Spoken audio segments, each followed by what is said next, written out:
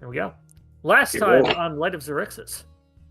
The Xaryxian Empire attacked the characters' world, forcing them to take refuge on the Rock of Brawl. There, they met a sympathetic Giff named Crux. Aboard his ship, the Second Wind, the characters headed to a wizard's tower on the outskirts of Wildspace, where Crux hopes to acquire a map.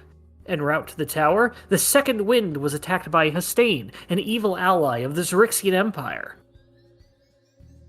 As we left off, you were adrift in... Yeah? Oh yeah, Randy, you weren't here last time. Thankfully, Mark is incredibly concise with his last time on Dragon Ball Z. Straight to the point. Yeah, So last time, for the breakdown of our missing player, you made your way to a settlement known as the Rock of Brawl. The initial attack by the hidden spider ship was basically fended off by two galleons of basically people who scout, the officers who scout the area and, fend off bad things. They brought you to the Rock of Brawl, a city basically on a rock. It's its own little settlement. It had a wonderful little bunch of things. Everybody had fun time buying stuff from the store owner Magli Flamesprout, who was a lovely kobold with glasses and wings. After acquiring this on your way back, you also picked up Crux, a Giff, who is sympathetic to your cause. And on your way to a ship, you were attacked by several astral elves. Fending them off, you made your way to the ship after some problems with the crew, as having to pay off the ship being rented to somebody else. You made your way to where Crux wanted to bring you, a tower on the edge of Wildspace. You were attacked by a jellyfish with a person inside named Hastane, who dimension doored over to your ship, and you fought them off. Luckily, I didn't make you fight the actual jellyfish because of time constraints and me not realizing it. Don't worry. Get away. We go over. Yeah. The other group killed it with an axe, but you guys just killed Hastane. And Hastane, you said, was the one who told the Xaryxian Empire about the planet. Correct. He implied that he was the one who picked your world for destruction to the Xaryxian Empire. Yeah, they're like, we learned that the beam of light that we saw when we left was transporting resources, presumably to their dying star. I think he said. Thank you, Joey, the note taker. But we find ourselves on the Second Wind. And we are adrift. Yes. In space. And now this accordion makes whisper sense. the people you see. Whisper, Randy. Over here, the hippo person is Commander Crux, pretty much the one that you sought out to get help. My best friend. Fel Ardra, who was renting the ship and has come aboard as the Spelljammer, the pilot, to be able to basically make some money off of this, as they seem to be in debt. Yeah, Mr. she's not happy with us. Mr. Flinch, who was a seamster, as well as the first mate on the ship, and then Starbow, the living ship Treant, whose vines are basically wrapped around the ship itself. The jellyfish disabled your ship with one final attack, and you are adrift in the middle of space. Why aren't we moving? Crux walks over up to the edge of the ship, looks around, takes a drag from his pipe. Settle in, everybody. We could be here for a while. Do we have enough food? We have food. We just don't know how much. I don't want to get scurvy. Space scurvy. I mean, I've got plenty of space oranges to prevent that. Space scurvy is actually a thing I have to worry about out here. Mark, you said we've taken a long rest, right? You have not yet. Not since the last fight. All right. Taking a short rest. You're right. You have not taken a short rest yet, but you can take a short rest. You can all take a short rest. Do we level up? It's like, no, Dustin. No. I know, it'd be just level up. Flinch and Fel basically are inspecting the Spelljammer ham to see how they can get it back to work.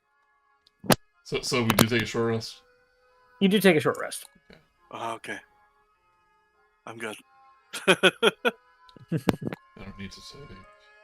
Yeah, with Starbo not having to attack the jellyfish ship, he could help the fight. Yeah. Well, I am panicking and somebody to making roll sure. me. I'm panicking and making sure we have those oranges. I need somebody to roll me 2d10, please. 2d10. Done. Okay. So I am curious is if a space orange is like a regular orange. So I'm with Otto trying to find them. It's more like a tangerine as I go down to the alley. You all head down to the galley and the pantry and whatnot, just looking around for space oranges. And there are plenty of space oranges marked in front of it, in use in case of scurvy. Wait till we get scurvy to eat these. Can I even get space scurvy if I'm not a spaceman? I mean, when we you're can find out. When you're adrift on the astral sea, you can be many things. A scurvy sufferer, if you want.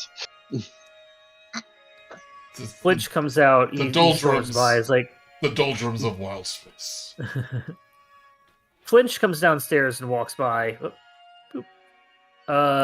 He's like, "Well, I can't figure it out. I don't know anything about that.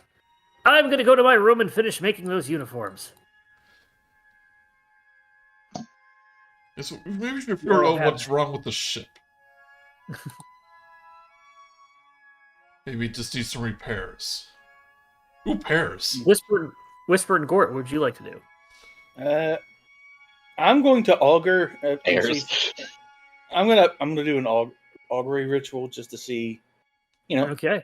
If I'm gonna ask, are we gonna be able to repair the ship? Are we just gonna be drifting out here for a good long while? You're spending your 10 minutes to do that. So while you're doing that, Whisper. So hold on to that question. Whisper, do you have anything you want to do?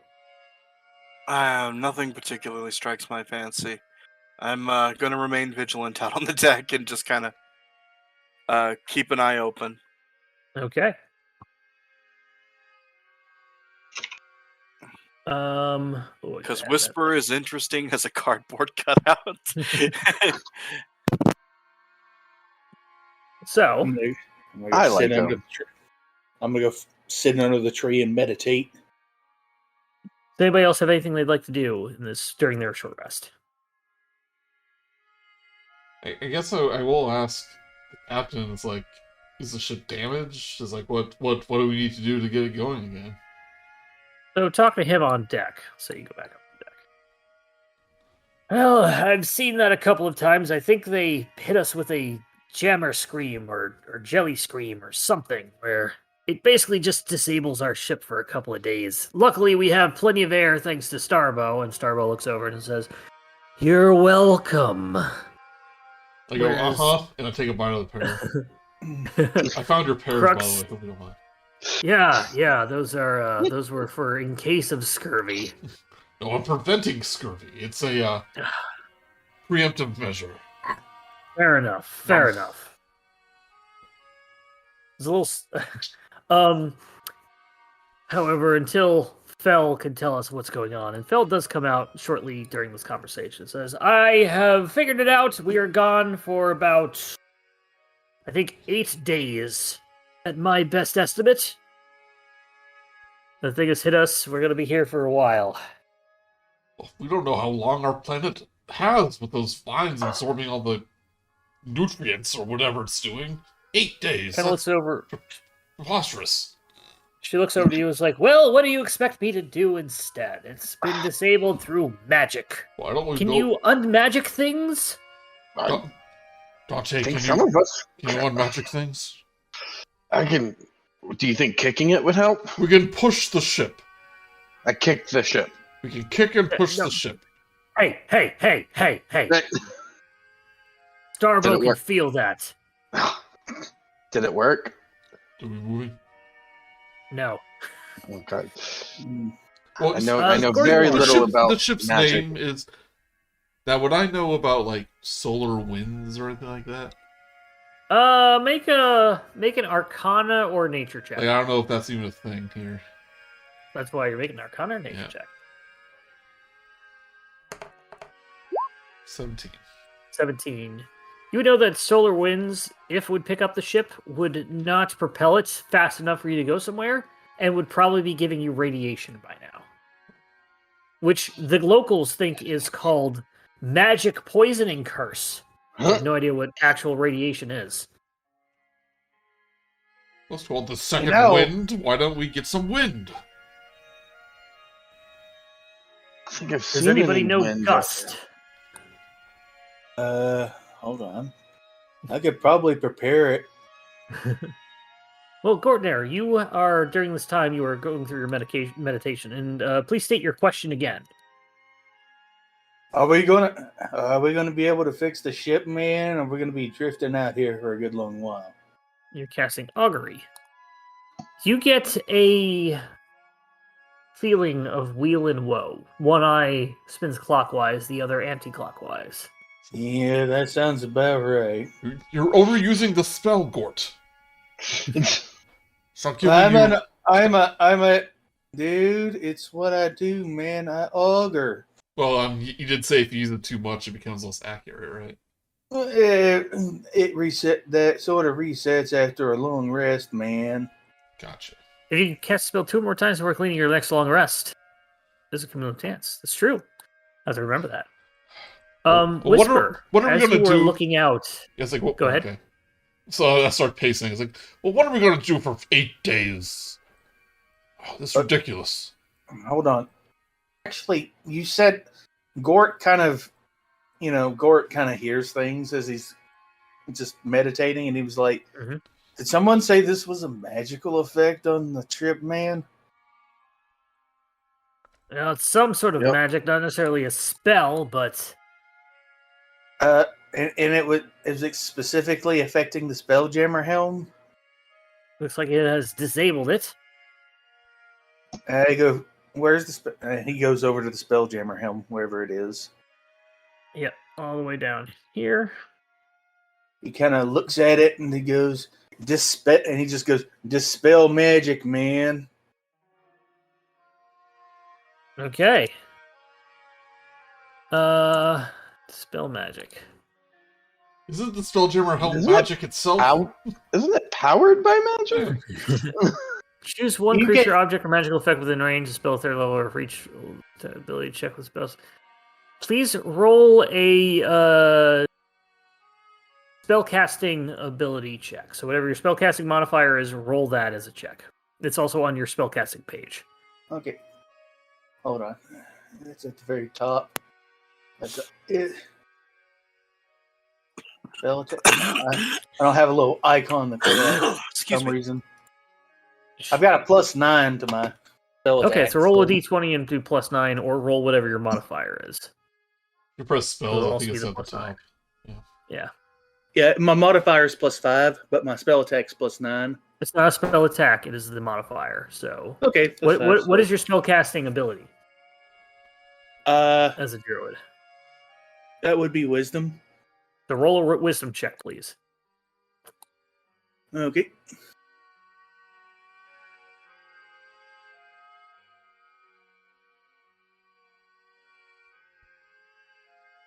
Roll the 12, man. Didn't pipe through, but 12, nothing seems to happen. The chair itself sort of blinks, what little light it still has, sort of blinks on and off and on and off and on and off, and still comes to this, returns to this sort of dull, sort of fuzzy light. You don't think he had any effect. Well, that's all I ain't got no more spell slots to try again, man, so... Whisper, as you are looking across the out into wild space itself, you see in the distance, maybe 100 feet away, several bodies floating along. Please make a perception check for me. Yes. Perception. Perception. There we go. Are you kidding me? What'd you roll? I rolled a 2. Why is Well, nothing you piping over to I don't D&D? know what happened. Usually but- it works instantly for me. Where's It's weird. D&D Beyond? Beyond 20 seems to not be working. Yeah. Well, I got autos, so I don't know what's going on. Either way, just tell me what your roll is, just to make sure I know what it is. Okay, it's 10 in Um, total. It's 10 in So total. 10 in total. Oh. You're not quite sure what that is, but you know there's Yep. definitely several large bodies out there in the distance. Wait, hold on. Yeah, you know what? The extension is gone altogether on my computer. Oh, it came back for me. How did you get it to come back? Refresh D&D Beyond. Weird. Refreshed. Yeah, on 20. Oh, now it's working. Okay.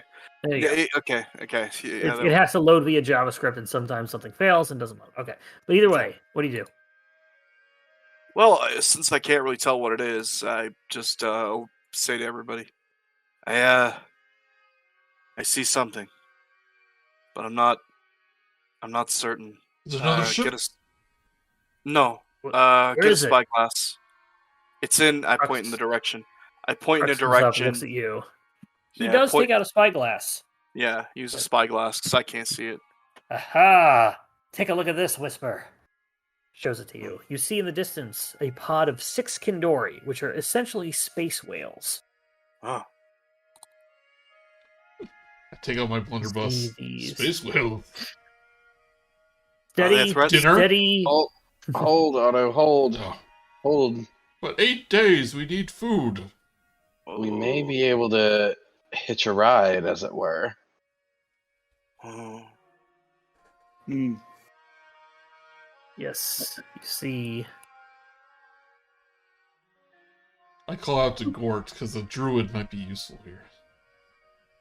Hey, man, I'm not really that kind of druid, man. But sure, what? Well, they're not really the standard kind of whales. Yes, but True enough. you are a star druid, and these are whales of the stars. It doesn't quite work like that, man. But sure, okay. I don't really have speak with animals or anything. Make a nature or animal handling check.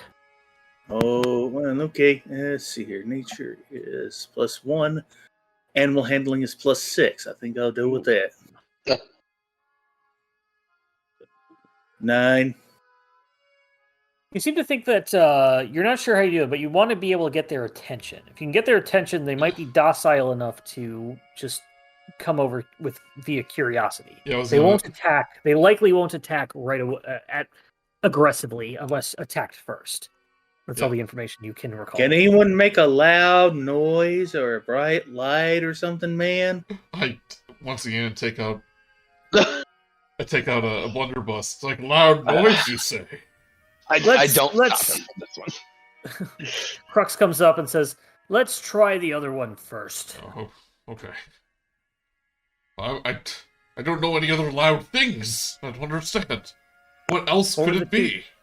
What were I the was two gonna things you say- said, Gort? What were the two things you Ye- suggested? If someone has like minor illusion or prestidigitation, man, they might be able to do something to get their attention. But outside of that, I can't.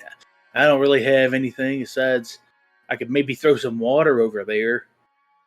They're 100 feet away.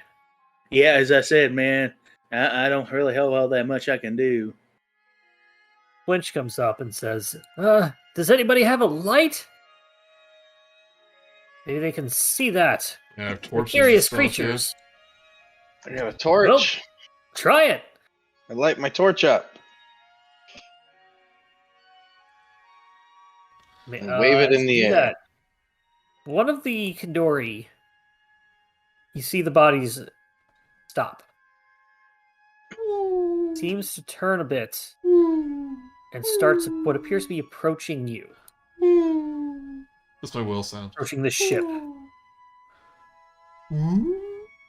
I've done what I can. It makes its way over to see the light, following it. Stops about 15 feet away from the ship, obviously looking at all of you and the ship itself. There be whales here. Crux again steadies. Steady. We are not shooting them. I'm just okay. I guess I walk up to the like the head of the ship, and I start going, hello. Make an animal handling check.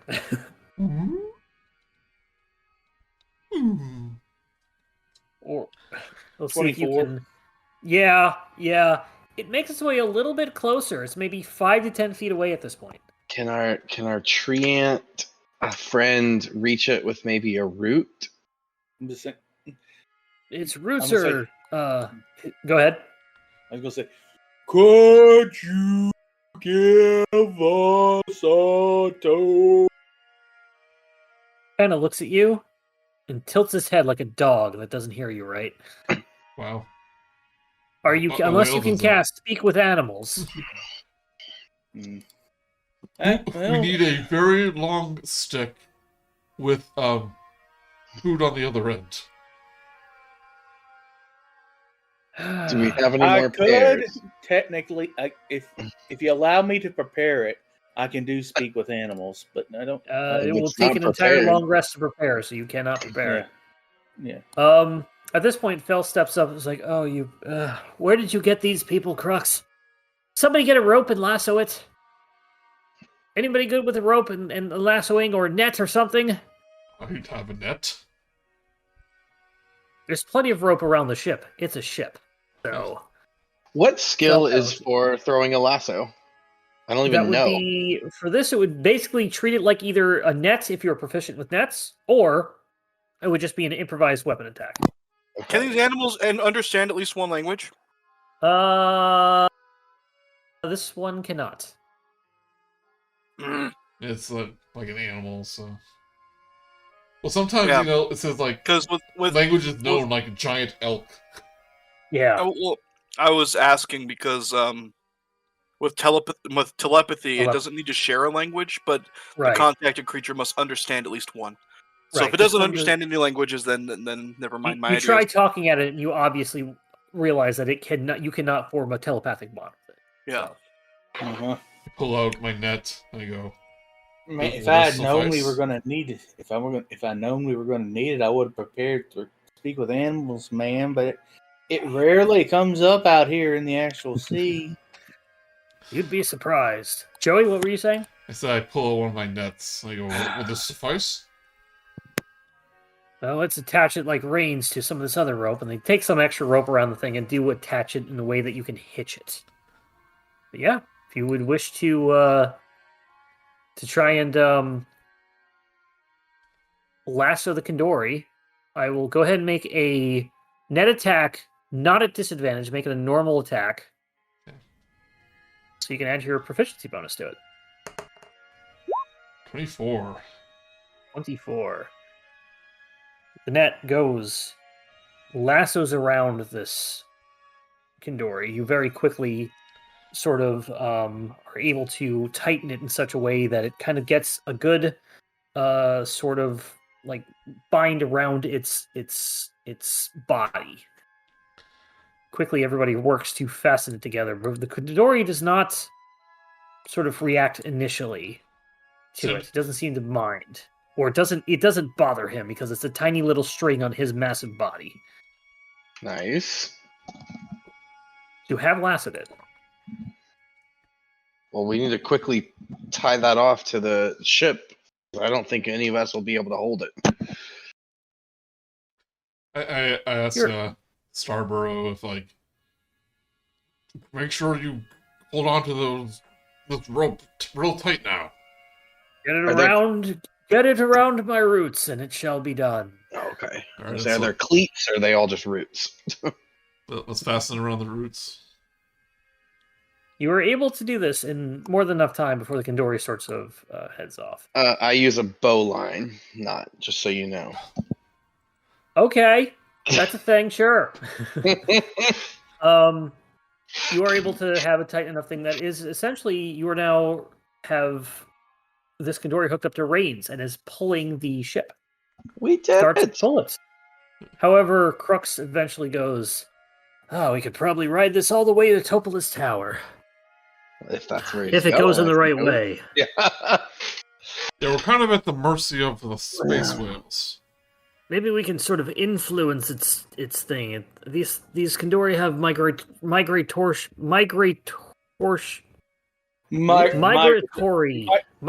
It's the scurvy. Yeah. The scurvy is getting him. Give him a pair. my dude. Throw a pair at him. Migratory. I use a soft G for that. Migratory patterns It's my Giff are not going to the tower. He quickly goes into the back room at this point, and eventually comes back out. All right, I've mapped it out. We need to have it move 13 degrees starboard. Port, not starboard. Port. Can I try to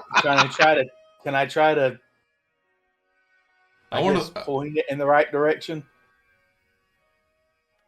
Yeah, You would think that you would have to. Pulling the ropes itself would not be enough, as they're essentially pulling the ship. You would probably have to mount the Kandori first. Not without buying a dinner first. I could grapple it. You can take some time to make your way out there to it, just following the Yeah, I just the ropes. I sort of elongate myself, so I'm like on the what is that again? A Kandori, a space whale. Just call it a space whale. The thing that I'm walking and that I'm Is that sort a of prow? It might be a prow, yeah. I just sort of like slink along and make my way and then I just, for all intents and purposes, I just sort of like. So imagine this giant space whale that has this tiny, like a small ooze person on it, and on top of the small ooze person is a little plushy intellect Intelligence. devourer. And on top of that intellect devourer is a tiny little hat made by Flinch. to have a collection of hats. I say to Gort, squeeze into his blowhole and become his brain. Let me Flinch just kind of stares at you. What? Like I literally like put a pseudopod out and put like one of my eyes on it, and I turn it towards Giff.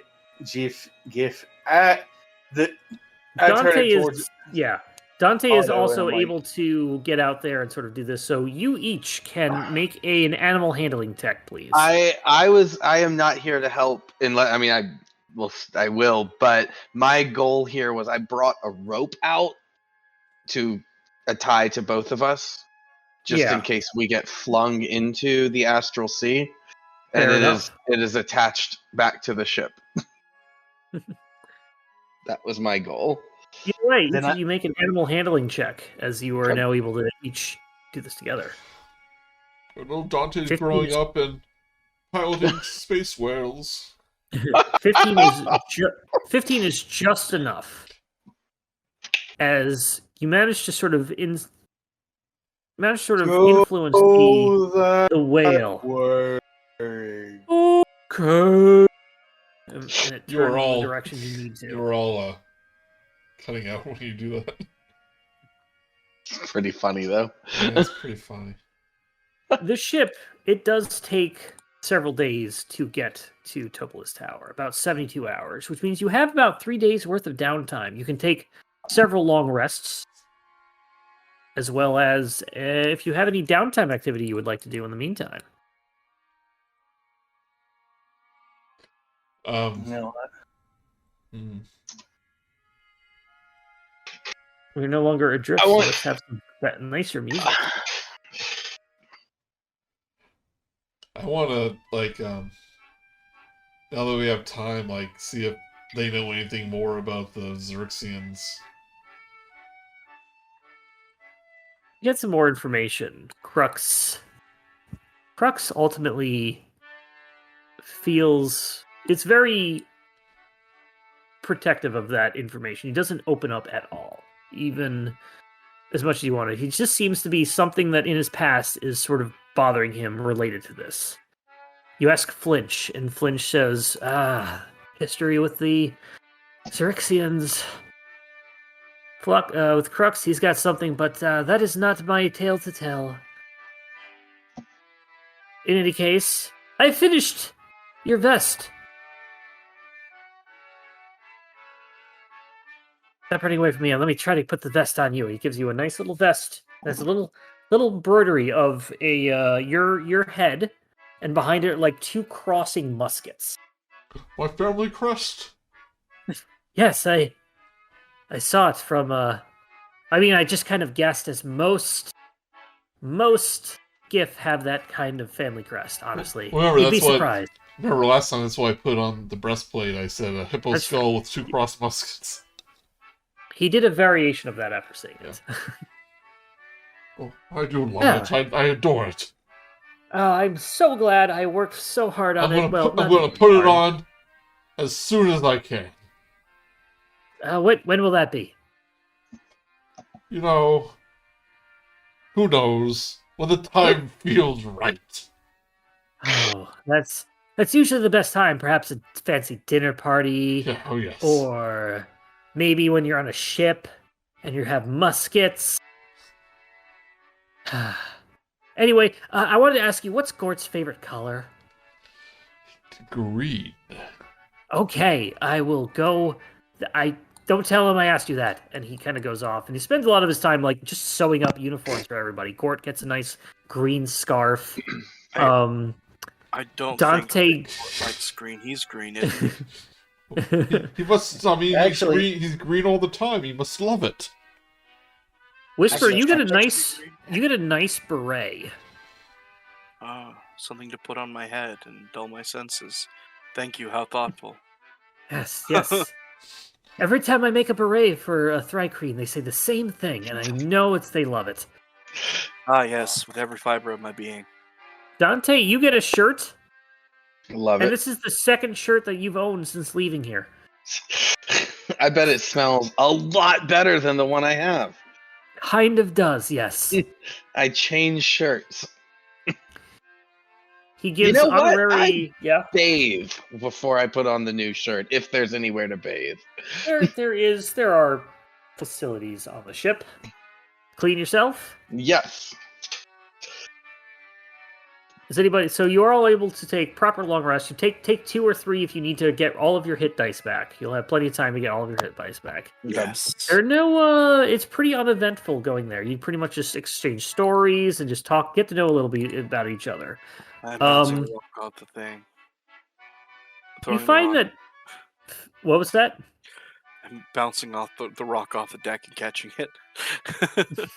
You're just Steve McQueen in The Great Escape with the tennis ball. Yeah, except it's a Pretty rock. much done. You find a couple other things. Fel kind of softens up a bit. She seems to just... she's still very annoyed at her situation of not being able to go make her money and now being stuck in the wild space for 3 days. But she is admiring the Kindori. Something about the whale is just... I did always want to see one of these up close. Aren't you glad you ran into us? Not really, no, but this softens it a little bit, honestly. A little better.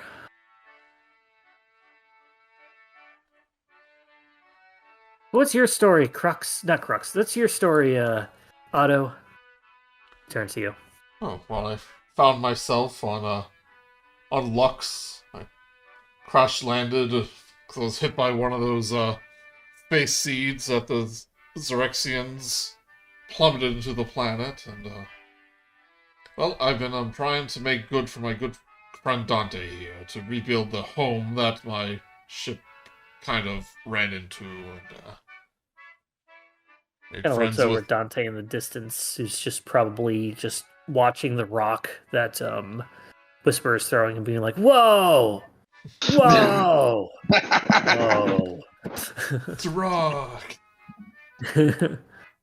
I remember when Otto got here, I told him all about rocks.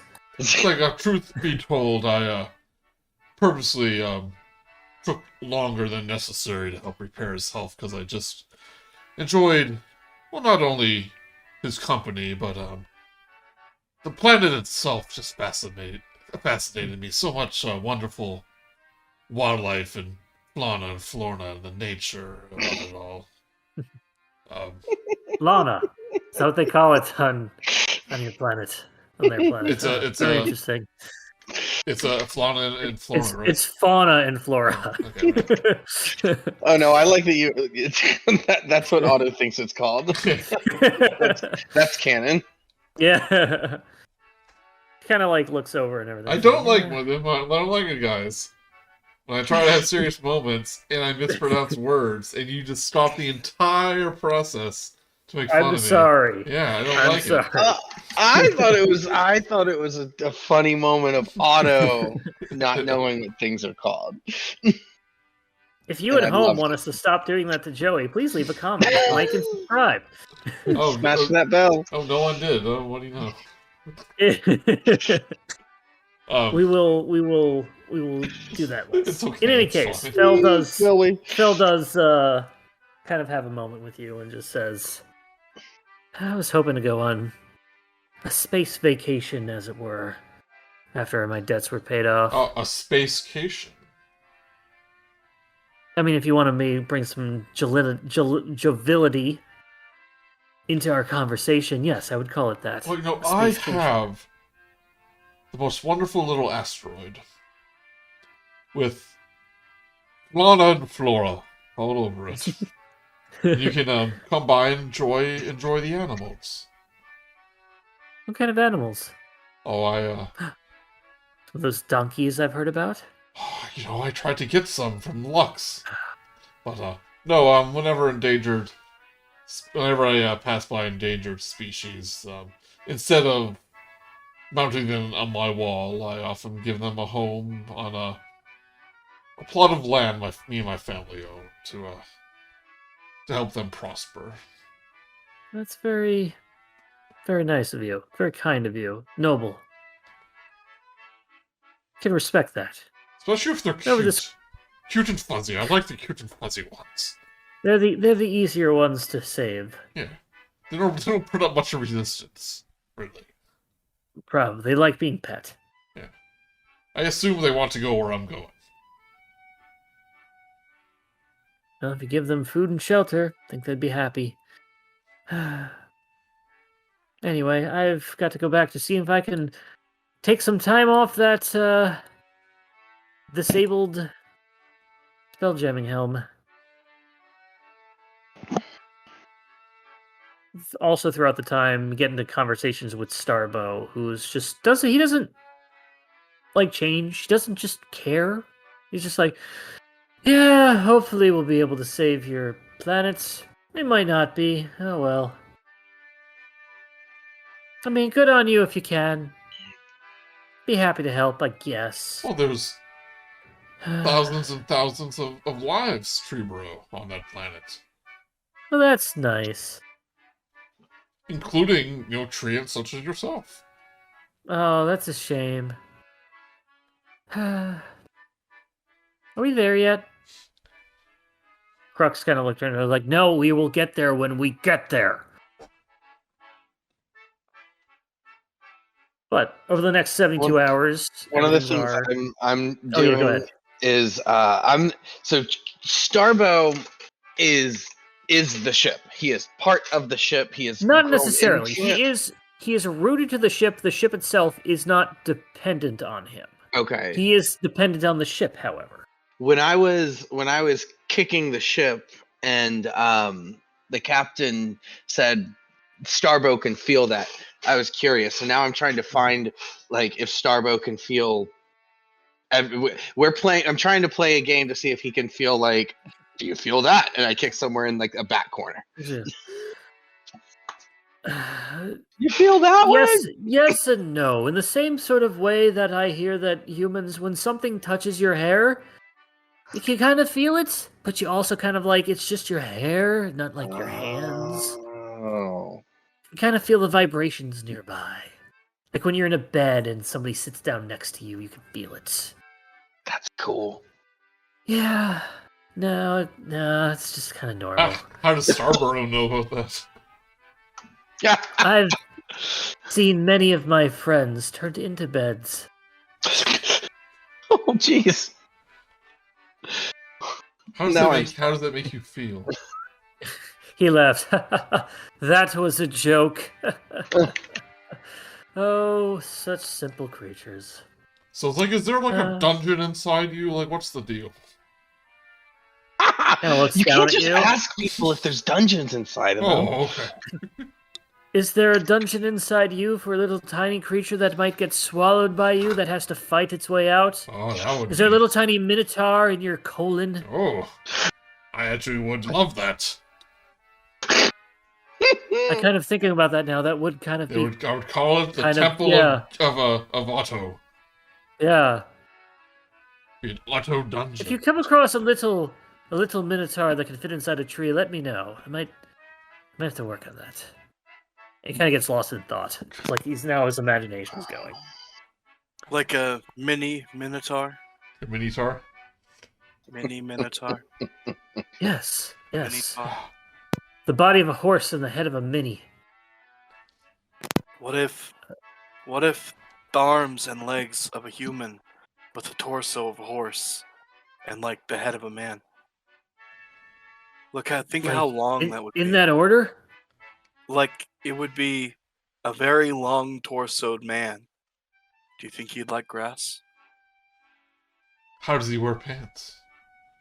Well, like a man, because he's got man legs. But he has the horse's bottom. So he would need a very large bottom of pants. Yes. Whisper, you are deeper than I thought. Give me credit for. Yes. You're standing on my route. Please step to the side. Thank you. Ultimately, this is the sort of attitude that everybody has in the next couple of days. Gort, did you have something?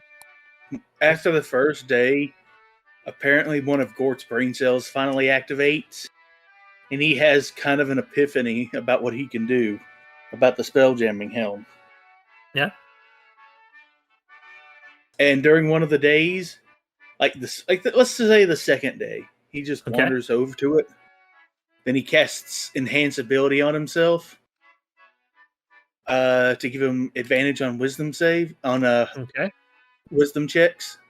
All right. And then he casts the spell magic again, specifically focusing on the effect that is disabling the Spelljammer helm. Okay, I'll say go ahead and do the same thing that you had to do before. But at advantage. Yes, go ahead and do that. I was gonna say he didn't say that. Yeah. No, it's fine. Let's go for it. Yeah. You roll a 21. I'm gonna say with the time you spent studying this and trying to figure it out, you spent basically your entire time trying to be like, how can I turn this off? And after a day and a half of travel with this Kandori, you were like, I think I figured it out, with Fel sort of like standing there and helping you try to figure everything out about the Spelljamming helm. With the 21, you are able to undo the effect. Although it's not a spell, you are able to figure out how to undo the effect through your magical means. Hey, great Yeah, job, man, Gort. I just had to tune in to the right vibes, man. Ah, color me surprised. Crux! Everyone, the ship is back to work thanks to Gortinor. I am just as surprised as you, man. I just sitting out there on that whale just apparently opened me to the cosmos, and there we go, man. Crux says to someone, all right, we can get back on our way. Somebody cut the Kandori free. Bid it good day. Good whale. And thank it for its service. And I actually have speak with animals now. So as I swapped it for it. Well, you don't need it. Air bevel for it. Don't need it anymore. And I take my axe and I swing. Look at the rope. Yeah, don't waste a spell slot. It's a ritual. I can do it as a ritual. Too late. I mean, within the 10 minutes. Within the 10 minutes, yeah. So sorry, yeah, it's he does it beforehand. And the Kandori. No, yeah, I'll give you some time to say goodbye. Yeah, if you want to say goodbye. Goodbye. Oh, you speak whale. I was trying to speak ooze this entire time, and I could not figure it out. Oh my god. It is so nice to talk to you. I don't know why you've needed me to pull your ship. It's actually quite comfortable. I feel like I've got a purpose. But it sounds like you've got everything under control. I'm glad I could help. Thank you. You're quite welcome. And the Kandori bids you adieu, goes on its way. What a really chill dude, man. We gave him purpose, and he liked that, man. You get one more short rest if any of you can get anything back from the spells you've used. It takes you another hour or two to get to your destination. A short rest? If we're calling that just a short rest after I did that, I'm still down 2 spell slots. I figured, yeah. I didn't know if you'd get anything back, but yeah, you're not going to get a long rest because you've now cut your travel down to just normal light speed type thing. Yeah. So I just spent 2. Yep. We did get 1 long rest in, so I had the spell slots, right? You did, yes, correct. You went back to normal. All right. Well, then I spent 2 spell slots to this get is us. a game resource management. However, traveling, you eventually come into view of something in the distance. Crux takes out his thing. Yes, we are correct on our way. Come take a look at this, everybody. We all go over to one side of the ship. A crooked tower perches atop a small asteroid, surrounded by a cloud of twinkling cosmic dust. Through his spyglass, Crux examines the rock, upon which the tower stands, and the decrepit wooden pier that juts out from one side of it. Mr. Flinch, ready the jolly. Flinch says, "Aye, aye, Captain," as Fell comes out to the deck, having essentially parked the thing. Dory's not here. All right, we're going to have to jolly over there. Who's coming along? I'm coming along. I'm going. The jolly, it turns out, is the lifeboat sort of thing. These are 2 little scutters, or whatever the term, dinghies. Sorry, Schooners. Schooners. Probably was thinking. It's a sailboat, not a schooner. Yeah. Little boat. You're all able to fit onto the little squeeze in, and you're all able to get onto the little boat. Little boat. Is everybody going to head on over? Yes. I want to head on over. Flinch, Fell, and Starbow will stay behind. Starbow. Even with these 2 gifts, we can fit. It's a lot bigger than this, but you're all squeezing in together. Okay. You're all in a vehicle. I'm in the back seat with Gort taking up most of the room, but I imagine he's like oozing, like he's all squunched up against the side. I am literally just wrapping myself around Otto at this point. Remember, the lifeboats of the Titanic, the small ones, the cutters, could hold like 40 people. You're fine. Yeah. Okay. Yeah. So yes. Gort kind of stretches back out. So basically, Flinch lowers the thing with a mechanical winch, and you all get into it. The ship has entered the gravity plane and air envelope of this tower. The jolly boat gets lowered down and sort of bobbles in the gravity plane, much as a boat would. There is no spelljamming helm. There's no way to propel this except these oars that the jolly boat has. There are 3 pairs of oars. I imagine once we cross over, like we get the nice, fresh, like treant air to like the stale asteroid wizard air.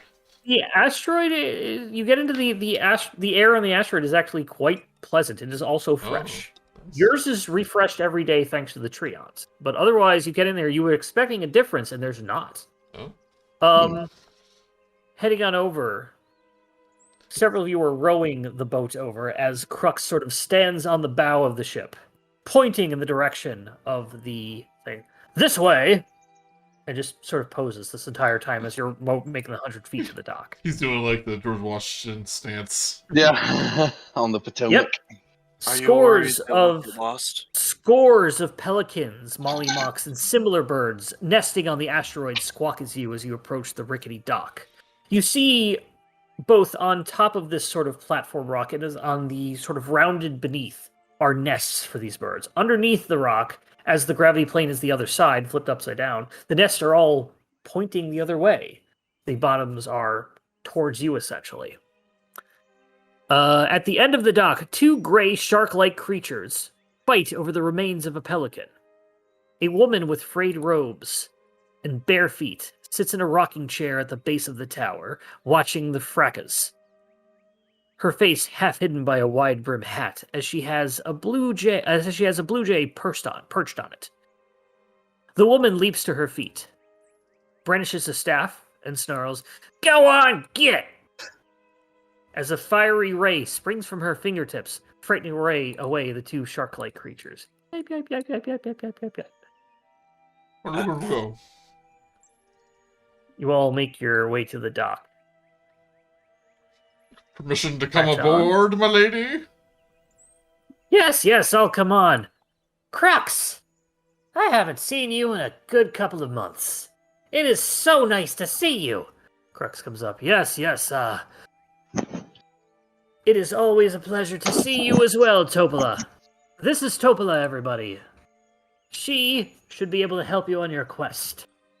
You have a little... Topola's surname is unusual. What kind of surname is everybody? No, my name is Topola, no surname. Accent on the toe. Topola. Topola. Sounds like a pudding. Yes. Delicious pudding. What you see here, and I don't have let me actually show you Topola.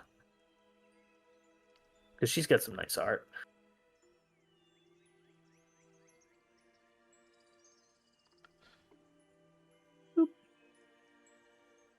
You see many things around this tower. It looks to be a 3-story tower, maybe taller. It is crooked, bent in one direction, and then in the other direction, and then back in the first direction. So kind of like Diagon Alley from the Harry Potter movies. It's got this crooked sort of feel to it, structure to it. Birds all around. It looks to be illuminated on the inside, probably with a fire, candles, torches, or possibly a continual flame spell, as this person is a wizard. And the walls themselves have no windows. Well, I should say there are windows. You can see a couple of them, but there's less windows than you would expect.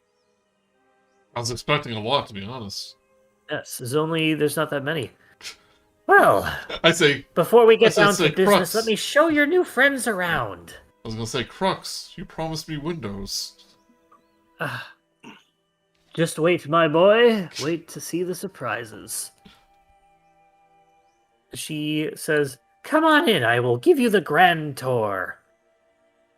Crux kind of turns around and says, "Yeah, just get this over with. She does it for everybody. She won't talk business until we're done." All right. She opens the door and steps inside. Right? Walk in.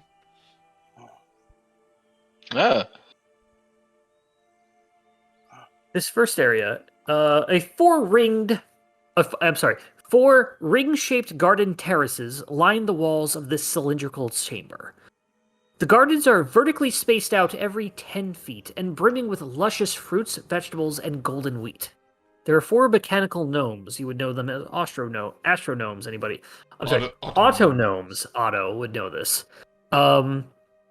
They are wearing harnesses and are tending to the plants. The harnesses are attached to ropes that loop around pulleys affixed to the ceiling, enabling the gnomes to hoist themselves into the air and move from one plot to another.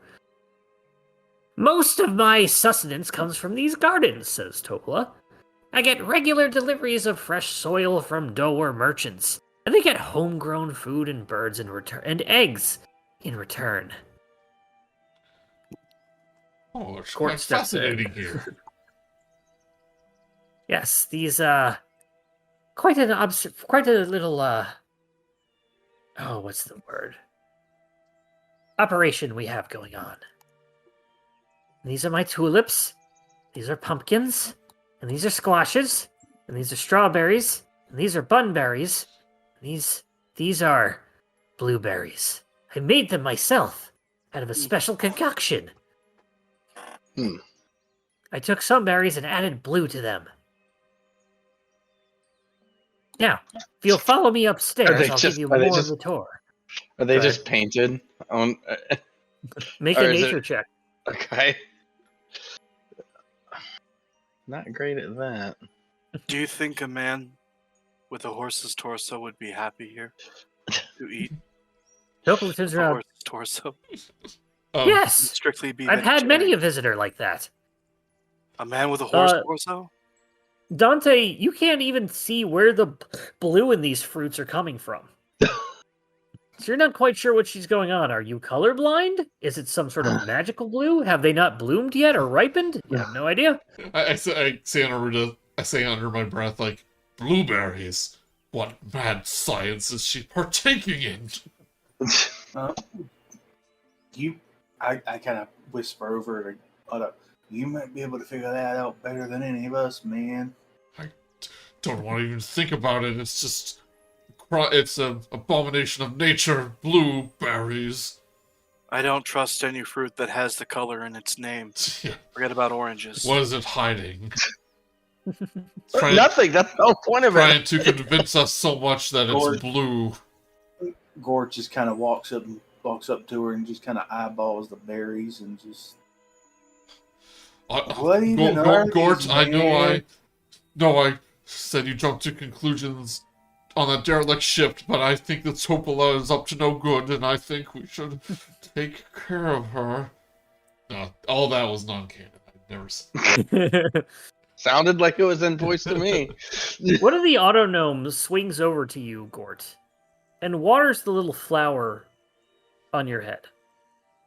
Aw. Thanks, Then goes back to what they were doing.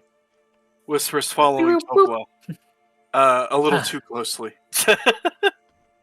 One at a time on the elevator. Just follow my lead. She grabs there's no real elevator as far as you can tell. There's a sort of rope and pulley system, or a rope system of some sort. You can't even see the pulleys. She holds on to one of the lines up, and she makes her way, just sort of rises into the air. Ah! Ah! I have to try Just this. follow me on up the same way. This is the most Whisper. excited I've ever seen Whisper. Can't he just like Whisper. skitter along the wall? Now, can you say up, Whisper? I don't. I immediately step back. What Whisper was that? physically cannot say up. Well, somebody It's- doesn't get to go upstairs. I'm gonna Crux climb comes up there. You climb up the wall as you make it into the second area, and I will. Is everybody going to go on up? I assume. Yeah. I am gonna grab the rope and say, You never did let me. You never. I'm did sorry, get back to Gort, me on go the ahead. berries. Go ahead.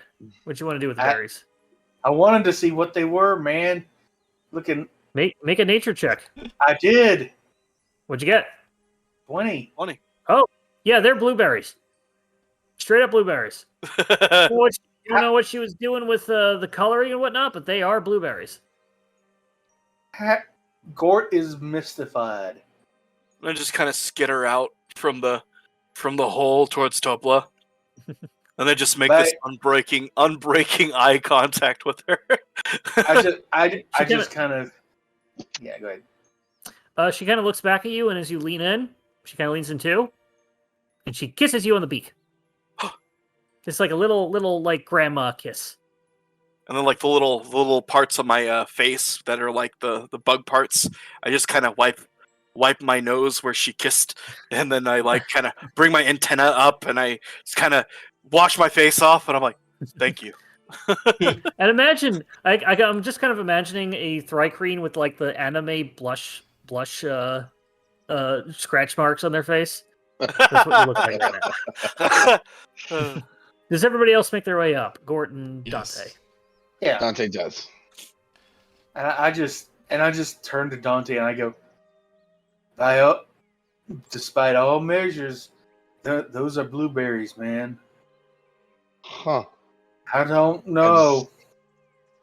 I just don't. You make look your way like up. Again, as confused as you are about it. This floor houses a modest kitchen where two mechanical gnomes are preparing dinner. Furnishings include an unmade bed, a wardrobe topped with birds' nests, a bookshelf packed with astrological texts, and more birds' nests. Here are my living quarters, Topola says. where I read my books and take my meals. My autognomes here, they've got no shortage of recipes. Any type of soup you want, they will make it. It's amazing. They're not Today's repast is a deep-fried night scaver steak with a lunar bechamel. Bechamel. I don't know what that is. I was about to say. A scabber, I was gonna a start saying scabber, it's by the like way, a- is the little shark Bechamel. creature that you saw earlier. They're sort of the shark monsters. Yes, I was gonna But say go ahead, there were. Joey. I was gonna say there was like, are these auto gnomes on like quote unquote servants? But then when I hear like steak fillets, I'm like, ooh, steak fillets. I start to wander over. Oh, they're not ready yet. Oh, And they're also not for 5 people, they're for 1. oh, do you know we were coming? Oh, I mean, don't mind my manners. I'll have them whip you up something, anything you want. But that's my steak. I am cooked the right way I like it. Medium, lots of pink. Hold on a moment. Oh, If- Mark. If seafood is Okay. consumed in the dark, does it cease to be seafood? Coppola turns around and says, yes! That's why I call it seafood, Because you and can not see. seafood. Oh, Mark, by the way. Yeah. It's a bechamel is like basically it's a cream sauce. Okay. Thank you. It's like it's essentially like one of the base sauces. Like you can make just about any sauce you can make a whole bunch of different sauces that all Well, start with. It's There's just only milk. one sauce, and it's marinara. I almost said marijuana. It's like, sounds like your sauce right now. I mean, it's just basically flour, butter, milk. Yeah. I gotcha. Thank you. Topolo says, yes, and not much about my bedroom, but coming up to the wonders of the 3rd floor. Up! She heads on up the tower. say down. I mean up. You head down. Oh, It takes you the entire way down before you are able to issue a command again. takes 10 Just minutes. skitter, skitter up again, because I can't use the thing. Everybody else walks on up. I'm going. Boop-a-doop. Where is my reveal area?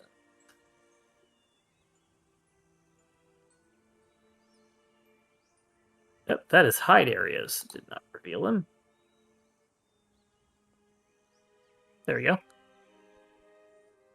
2 mechanical gnomes are using rags to polish a 10-foot-long copper telescope in the center of this chamber. Dozens of star maps lie atop the tables that are also littered with sketches of planets and otherworldly landscapes. And here's my observatory! I acquired my autognomes from the same fellow who sold me this telescope, and she that's on the top of the telescope. This allows me to spy on all the worlds in this system and gaze at the stars and other systems as well. Now, which world were you all from? Lux, ma'am. Oh, Lux. She goes across the room and touches a wall, and suddenly the observatory sort of opens with this seemingly coming out of nowhere, literally from the wall itself. The little observatory chamber roof opens up for the telescope to look out of. She steps back around to the front of it. Yes, Lux, I've actually been watching that. Did you see what happened with the crystal vines? We lived it. We were there when it happened. Yeah, let's say we had front row seats. Oh, that We must have did been not quite a have show. seat- We were Quite a not show. seated. Would you care to look? I Yes. do. Yeah, I just heard with Dante. It's like, Dante, it is foremost. Yeah. And whisper, it is your world. Yeah. You all take a turn looking through, and it is. She points it to Lux, and it is still full of what you can make out from this distance: crystalline vines. Mm-hmm. Really, just from a distance, you can't tell if there's any turmoil on the planet that's getting worse or better. It just seems to be sort of the last sort of view you saw in the distance when you were leaving the planet. So still like that, which answers a specific question I had, that the vines aren't any better or worse. Correct. From as what I far can as you can tell. I asked Topola, have you seen this? Have you seen other planets attacked by these vines before? I've watched a couple over the time of the years, and have seen similar things, not as they were happening. That's why this was quite exciting. Oh, so you don't know how long it might take. Oh my, no.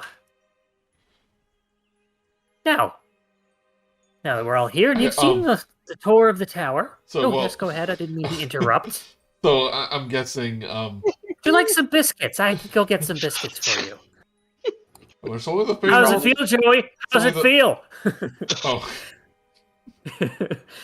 during our Feywild would game, love biscuits. during our Feywild game, they were having tea and biscuits with the hag, and every time they tried to talk, the hag would give more biscuits. Okay, so Payback. so I'm just kind of like talking to myself, like, so it seems like they use up the planet's resources, then years later they go on to another one. Ah, that might be the case. She kind of like hears you as she. And of course, I want a biscuit. Like, take a handful. You're welcome. Yeah, That's what they're here for. No. Yes. Also have some of my strange hard candy I have over on my desk over there. I don't know what it's from, but I have every color imaginable. They're wrapped individually. Is this like an old woman, or are you just playing her kind of that way? A little bit. I'm playing her as eccentric, but I'm giving the grandma vibes off. Yeah. She's not that old, but she's a wizard. Who knows what, how long she's a wizard in space. Who knows what she's going to be like. Yeah. After finishing her tour, Topola is ready to talk business. She starts the conversation with the following. So, what brings you to my tower? We needed a map to the Doom Space, right? Yes, that is correct. Okay, yeah. Need a Crux kind of like agrees with you there. So we need an astral chart to Doom Space, where the Xaryxian Empire is. I know exactly what you need. Well, you told me exactly what you needed, but I know exactly how to get you what you need. Which is by going over to my shelf over here. Oh, good. I thought there was going to be a quest or something. I'm just glad you have. Well, no, it's funny you should say that. She holds out a small little, like, what looks to be like this astrolabe crossed with like a gyroscope type thing. And she says, This is a wild space orrery. Keep it in my laboratory here. I'll give this to you, but I do need something in return. I know that Crux is good for his word. And Crux kind of like nods. Of course I am, ma'am. I don't know why I sound like this now. I need to find the one voice for Crux and remember it. She takes out the orrery, which says, A void scaver has been prowling around my tower. I call her Big Mama, because she's, well, big. I'm surprised you didn't come across her when you were coming. Then again, she can be hard to see, except for her single red eye. I'll give you my wild space orrery. You slay Big Mama for me. Crux kind of looks around and is like, my tiny little hippo eyes just begin to widen at the prospect of hunting a dangerous creature. Yep.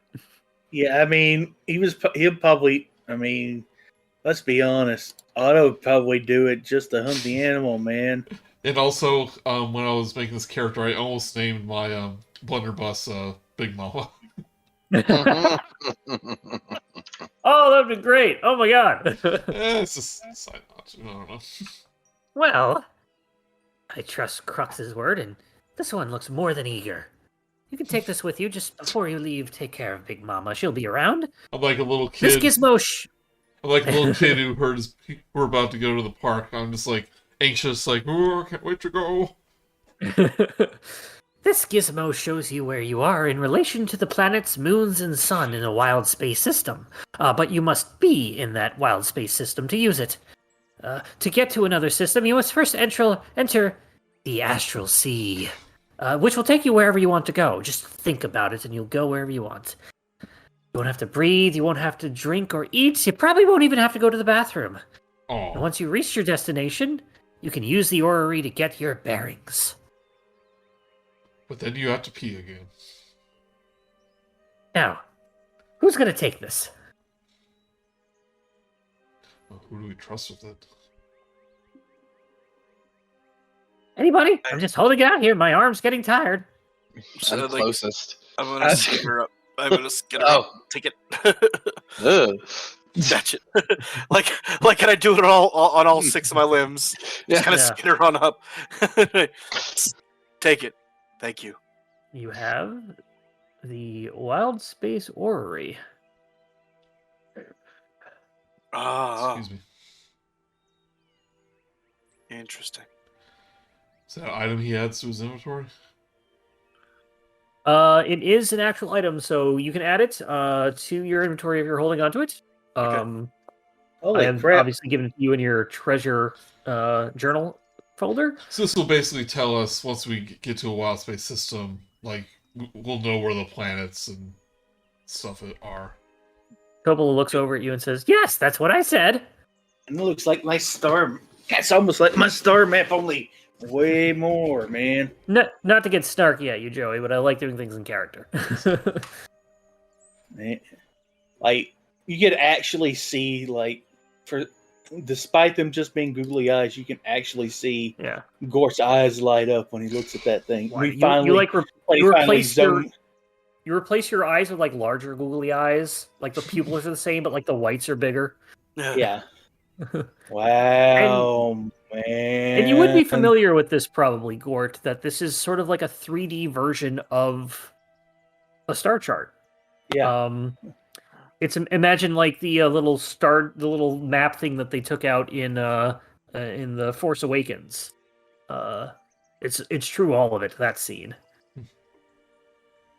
With that, Super useful. Crux says, "Well, that's what we came for. We just have to slay one giant scaver, and we can be on our way." Yes, I say we waste no time. I agree. Topola, it has been a pleasure. He kind of takes this giant hippo mouth and he takes his hand and takes Topola's hand and just kisses her hand with a giant hippo mouth. Mwah! Topola's like, "Oh, you are always a gentleman, Crux." You make your way. He goes down again, and he makes his way to the docks. You are all Up. free to follow. Up.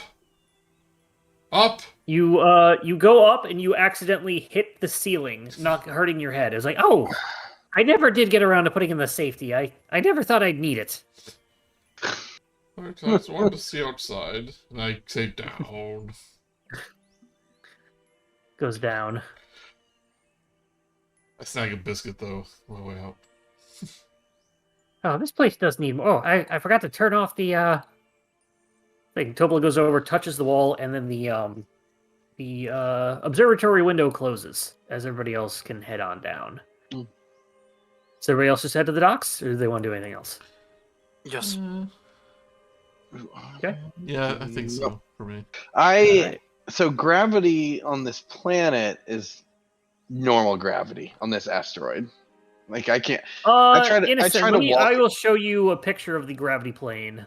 But we can like Mario Galaxy ourselves while we're not walking around in it. Right, but that's that's normal behavior. I try to walk up the side of the tower. Does it do anything? Nope. Okay. Do I just like if I was walking up the side of the tower on Earth? Dante, you silly Billy! It doesn't work like that. You never know how it works, though. It's so weird. Topola goes up weird. Topola goes up where you are. Did you want to go inside? And she touches the wall, and a window appears. One of the Otto gnomes is right there, and just kind of like, oh, hello. I touched the wall I'm next. tending the garden. Does a window appear when I do it? Nope. If I was playing an Otto gnome character, I would be like, we gotta free these guys. The Otto gnomes do have a set of laws that I read. Basically, have the 3 things of how to protect people. So. Yeah. Oh no, they have the 3 laws of robotics. Something like that. I think it's obviously based on that. Oh no. Written by Shmizek Shmazamov. Yeah. He was a Giff. Yes. They're one and the same. And Otto accidentally tried to go down on the tower from the first floor, right? He tried. It didn't go any. You try that when he gets down. Yeah, nothing. It doesn't go down any further. I was curious if it goes if it starts going up on the other side. Man, space is weird. I go, Oh, that's what you want. Watch this. Dante, I'll race you around. Goes over, Save her! and I she's throw a walking rope. on the other side of the little bit of the rock. It kind of like steeps down like a mountain at that point. But she's on the underside briefly, just 5-10 feet away. It's really no problem. I do it all the time. It's a lot of fun to sneak up on the birds when you go under the dock like this.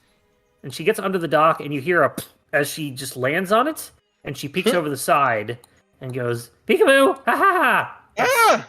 Oh, now you know what it's like to be me. Yeah, kind of. It's awful. Anyway, I'm gonna go back to my sitting. Well, thank you. Have a good day. Come back, dearies. Or day? Is it day? God, can you tell? You can't. Well, have a good one. Thank you kindly for your wayfinder. It's an orrery, yeah. but it's hard to say with all the R's. Thank you for your I even say, he even struggles saying the word in telepathy. Yeah. I say farewell. Crux took I you to the back of the boat. say That's farewell. my space.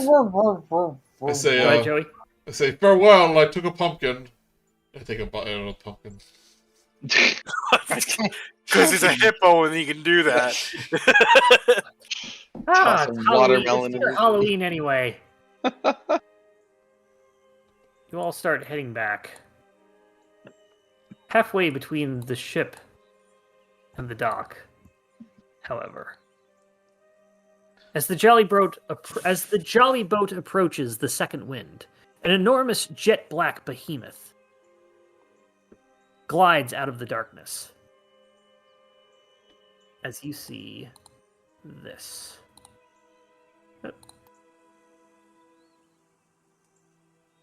It's this one, yes. Wrong button. I gotta remember to have the thing open when I send it. Show to players. Greetings, thing. It is quite large and scary. Uh-oh. I need everybody to roll initiative. Is this like a bigger version of the little sharks that we saw? No, this is definitely another type of animal. I mean, it's a scaver, so it's in the same vein, Yeah. but this is definitely not just straight up a shark. I had a question about air bubbles. I had two. One is specific and one is general. Are we inside? Is the ship parked inside the air bubble of this thing? The ship is inside the air envelope and the gravity plane of the tower. Okay. Where are tokens? And my general question was, how do air envelopes get made? Is it just part of Basically, a they planet just being made? appear out of whenever something enters wild space, the bubble just goes with them. All right. It's not really made as much as they're just brought with. Gotcha. Ignore this roll. I'm gonna put in the proper one. Okay. It wasn't too much of it. I would like everybody except Gort to make a perception check. Because he'll see it. Just Yeah. Yeah. His passive is higher than what's needed.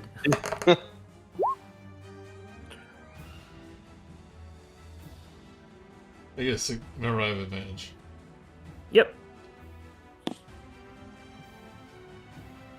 Alright, what did everybody get? 16. 16 fails. I Crux got a 16. 16 and also fails. I got a 16. Another 16 also fails. Dante also sees it, probably sitting right next to Gort. However, I mean he sees the creature? yep. Okay. You see that as it's coming up. The rest of you are noticing it too late. So, the ones that have a surprise round... What happened to Gordor's name?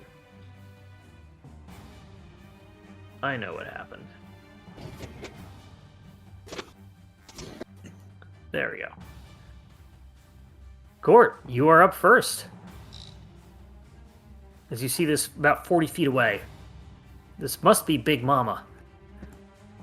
Gotta be. And it's named Big Mama. It has to be. Spell? Okay. I don't get bonus action all that. economy. No, you have an It's action. They're basically not a surprise round, but if you are surprised, you ignore your first turn, your first round of combat. But you are not surprised. You see this, so you have a normal turn. All right. Then I'm going bonus action, starry form. Okay. Hold on, let me flip my coin here.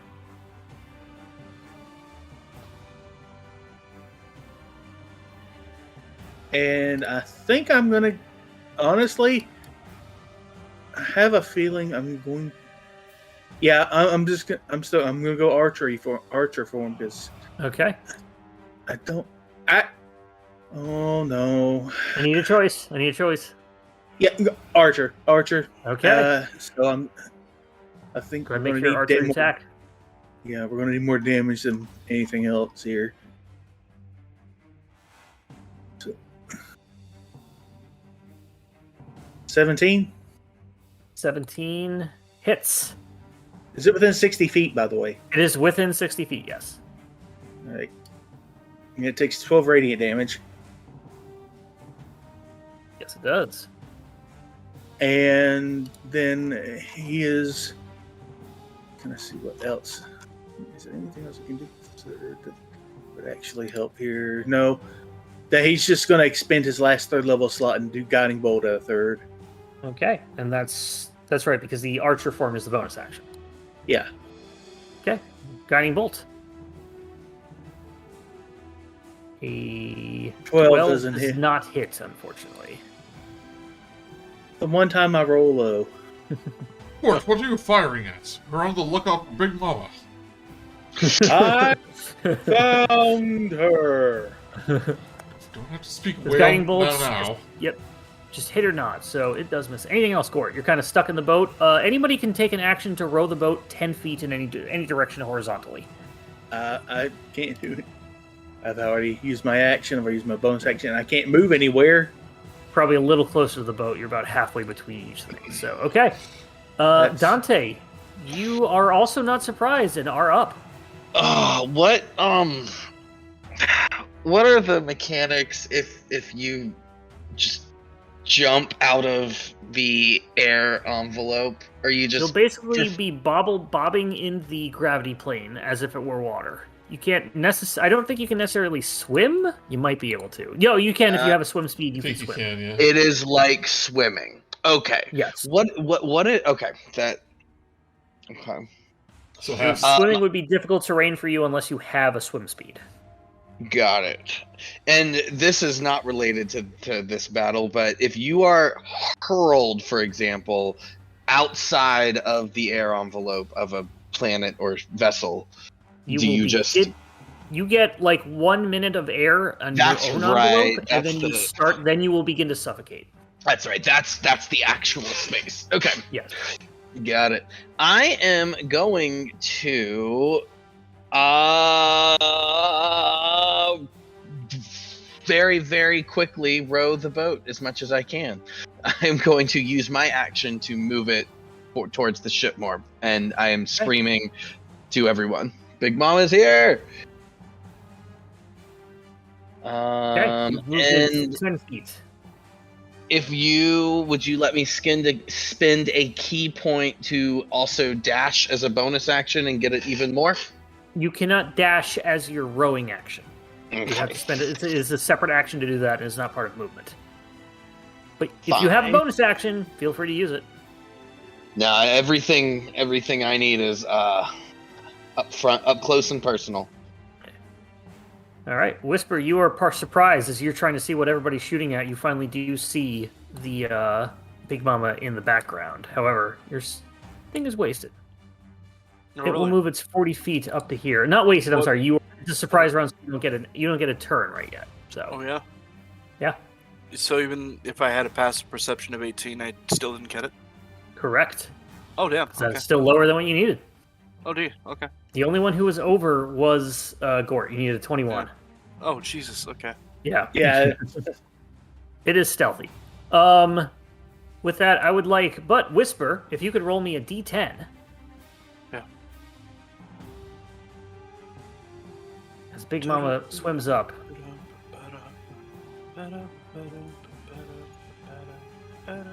What the hell is my D10? There it is. Yeah. There it is. 5, 2, 4, 6. Gort is the attack on this. And roll me another D10, please. Me? Yes. Or Same. No, I'm sorry. No. Whisper, roll another D10. It is going to attempt to swallow Gort.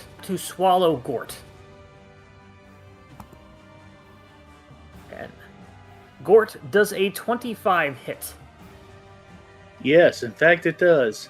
Okay. He is going to attempt to bite and swallow you. You initially take 39 piercing and 6 I'm acid dead. damage. You're down. I'm You're dead. not dead. Yeah, you got a good roll. I'm down. I'm not. You were down. Gort! But the acid damage is probably halved. At least. Yeah. Get back. Is he swallowed? So here, I'm going to read what happens. So, the target is large or smaller, it must succeed on a saving throw, or you are swallowed. You are down, so you automatically fail. So you are swallowed by Big Mama. You are blinded and restrained, and you will be taking acid damage at the beginning of the turn. So I'm just automatically going to fail on my. I'm already dead. All right. Well, You're not. You're not quite already dead, because everybody else can get you out. Yeah. They can't because it's the first. The first round is over. I'm just gonna go ahead and fail the first save. We'll just wait. So, yes, I would like you, Gort, to. You are resistant to acid, correct? Yeah. So I'm going to go ahead and say, roll a. I'm going to have it. Yeah, roll a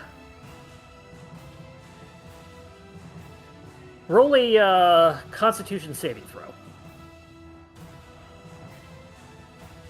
As determining whether or not. So with a 9, you will take acid damage. It is not a melee attack, so you only take 1 fail. So take 1 death failure. Now it is your turn proper, so. Oh no.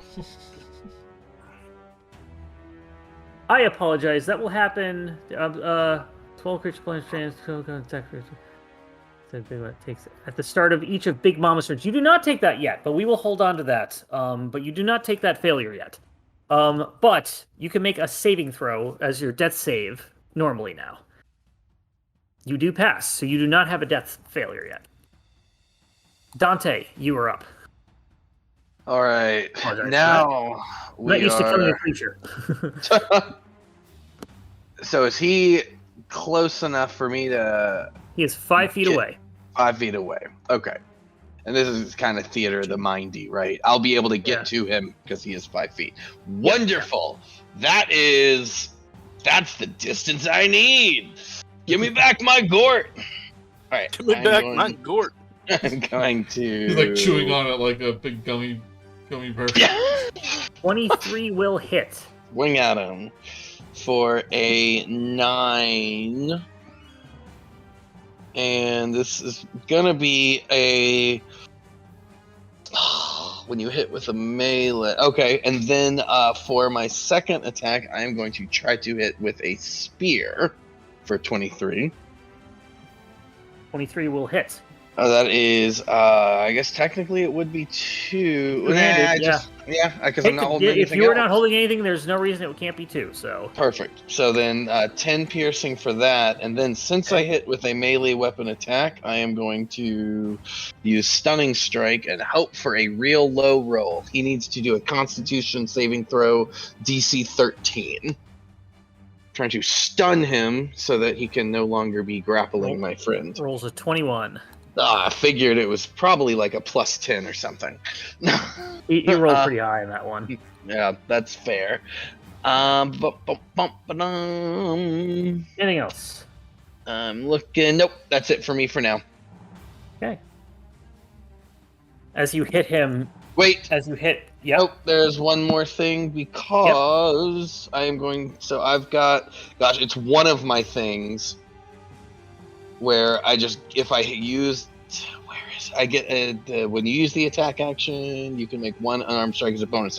So for a bonus action, I get to strike again. Correct. That's right. You have two things. Yep. You have inspiration still, by the way. If anybody wants to use that. Inspiration can't make you re-roll something. No, but you get advantage. It's just that everybody always forgets. So I'm just like, just use it, people. I know. Your friends is dying. I used one last game. I should have used it on that story. I should have used it on that. Well, you didn't know he's going to eat you in one turn. Anyway, Brice, would you like to use inspiration or not? Yes, to re-roll that. All right, go ahead. For a 21. 21 will hit. There it is. Thank you. For 7 bludgeoning. And now I am actually done. As you hit it, you just say, "Call me Ishmael," and you basically hit it and stab it with your spear, and then you just kick it right in its throat. And as you do that, it goes.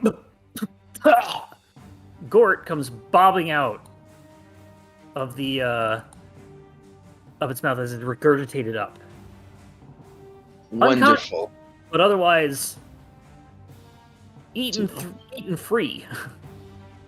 Oh yeah, because I'm dead. I'm out of story form. Okay, I will turn you back. And I don't have a healing. I don't have anything healing for him, Whisper. Unfortunately. You are now up proper. All right. Oh, I'm really glad I've got sharpshooter. Yeah, and Gort's not even moving, so you can. Is Gort dead? Dead? Should I go help him? You should help him. I'm making death rolls. You will not take that acid damage, however, because you are no longer swallowed. Yeah. Huh. Well, okay. You know what's terrible is that I don't have anything that can really help. Other than like I don't even have a potion with me. Just attack him. Yeah, just attack them. He's okay. Yeah. He's got one success, and the failure is not going to happen because it was out of incorrect order before. So he'll be fine. Good. Well, this thing's going to get shot in the mouth, and he's not excited about it, I'm sure. Yeah. Unless I roll like I normally do. Unless I fucking roll like I normally do. Oh my god. Sorry. Well, does not hit. Sorry about the cuss. I'm just really mad that's how I roll all the time. An 18 will hit. Okay. Good.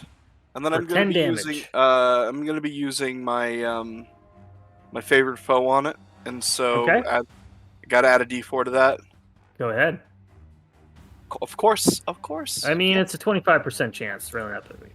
No, it's a 90% chance with me. There is a me modifier attached to these. I guess you think you're pretty slick. No, I don't think I'm pretty slick. I know I'm unlucky. Well, not with that attitude. Pretty slick. Hey, let's see who Big Mama attacks in her turn now. Anything else, Whisper? Do you have bonus actions? Not really, no. Movement. Do you want to dive out of the boat? Well, you know what? Probably not. Probably not. Are you holding like a dagger in one of your little arms you can stab them with or anything like that? No, I don't have anything like that. Somebody roll me a d4. I'll do it. That doesn't work like that. I think it does. No, it doesn't. I'm holding a longbow. I can't do it. Yeah, but you have little insect arms they can hold light weapons with. You do, yeah. The Thri-kreen has little extra arms that can hold the dagger. Yeah. I didn't think I could. It literally says that in the description of the race. Read your character. No, I'm pretty sure if I'm using a two-handed weapon, I can't do that. I can't be holding a two-handed weapon and the little weapons. It has to be all little weapons or no. You have 4 arms. Secondary arm. You have 2 slightly smaller secondary arms below your primary pair of arms. The secondary arms can manipulate an object, open or close a door or container, pick up or set down a tiny object, or wield a weapon that has the light property. That's each weapon. So that would be daggers, and a couple other ones are light. Do you know who doesn't have daggers? Uh-oh. This is the reason why we made you a Thri-kreen, so we can do stuff like this. Your short sword is light. Yeah. You have a short sword, and it short is swords are light. Yep. I do have a pair of them. Okay. Either Never way, mind. we've all I learned something today. You would have to get I in thought melee that range. no, it's that I honest to God thought because I was using a two-handed weapon I couldn't use them. That's okay. But if, No, if you're saying that I can use a two-handed weapon and hold on to my two little light weapons and use them to fight with, then You can. You would if be you're able to telling get me that one I can do that. opportunity effect. Yeah. You Okay. basically have an extra. You have an extra arms to hold weapons and to load your weapons. So it's actually kind of amazing. But yes, now we know that for the future. In any case, Big Mom is going to go after You would have to get into melee range though if you wanted to. the Giff. well, yeah. And everybody's within melee range right now. As this Didn't is we- just something live. Didn't we Crux I is swear, going to I be swear attempt we to be had this swallowed. argument before. I No, that swear was we what- talked about this before. But now with the Thri-kreen. Gosh, We're I not- must have brainworms or We're something. not, I don't know. we're not picking on you, Randy. We said Crux I am a little. attempting- Big Mama swims around the underneath the ship and is attempting to swallow the Giff. which one? Crux. Oh, Crux. With a 20, it will hit Crux. Crux takes 39 piercing and 12 acid for a total of 51 damage. He is hurt, but still alive. He needs to make a dexterity saving throw or he will be swallowed. And he fails. He is swallowed by the whale. No, not the whale. And he is restrained and blinded. Crux, no.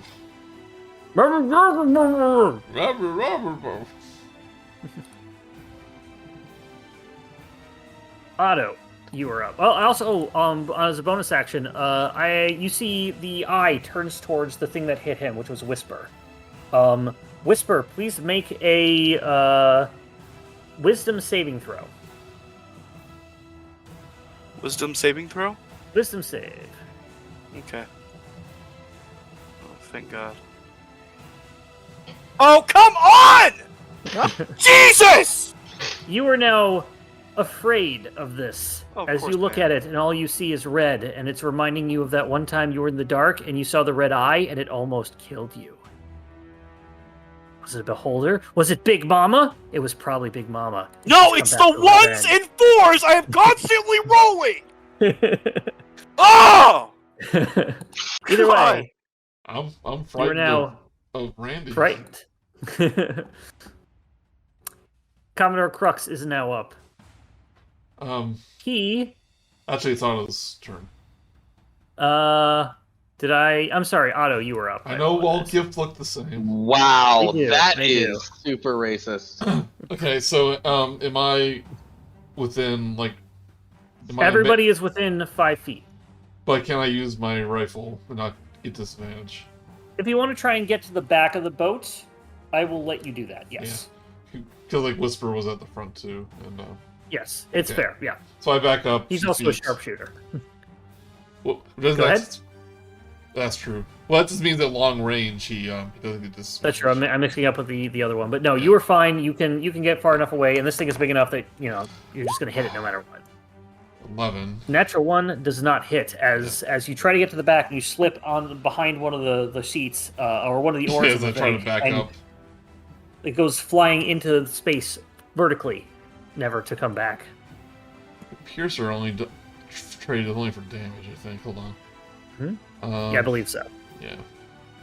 All right, so I'm gonna fire again. Okay, That's better. 22. 22 will hit. I'll do. It's good. 15 damage. 15. And I go by the Hippo Space Gods and Astral Spark for additional 3 damage. A total of 18 on the. Nope, that's Crux. I don't want to hurt him. A total of 18 damage on the turn. Yep. Anything else? That is it.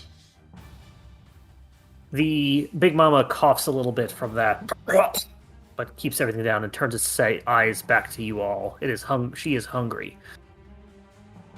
You hear from the inside.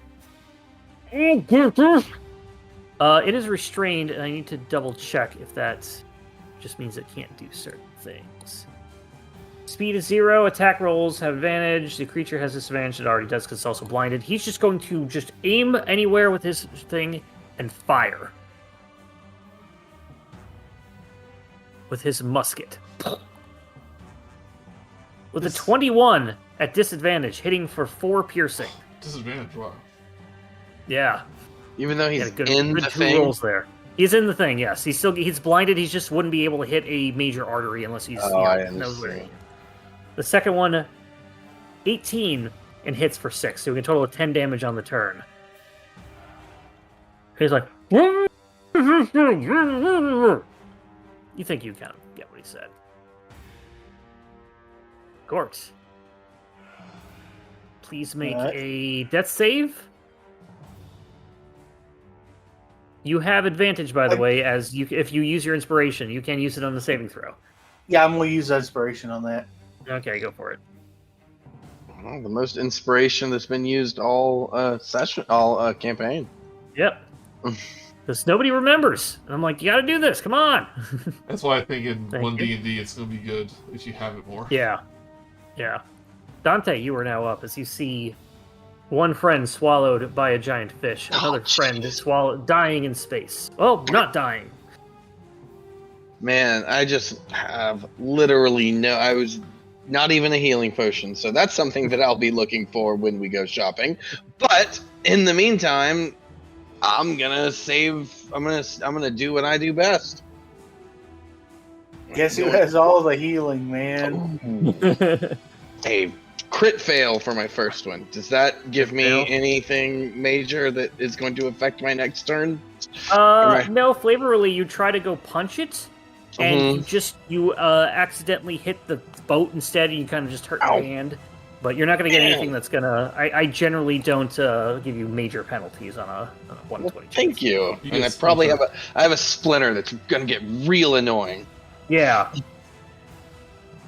All right. How about a 19 hits on this thing? Okay. So since what I did before, I'm trying to do the exact same location of blows I did before, because that seemed to free my friend last time. And then I am going to spend a key for Flurry of Blows. Okay. To do 2 more two attacks. more. Yep.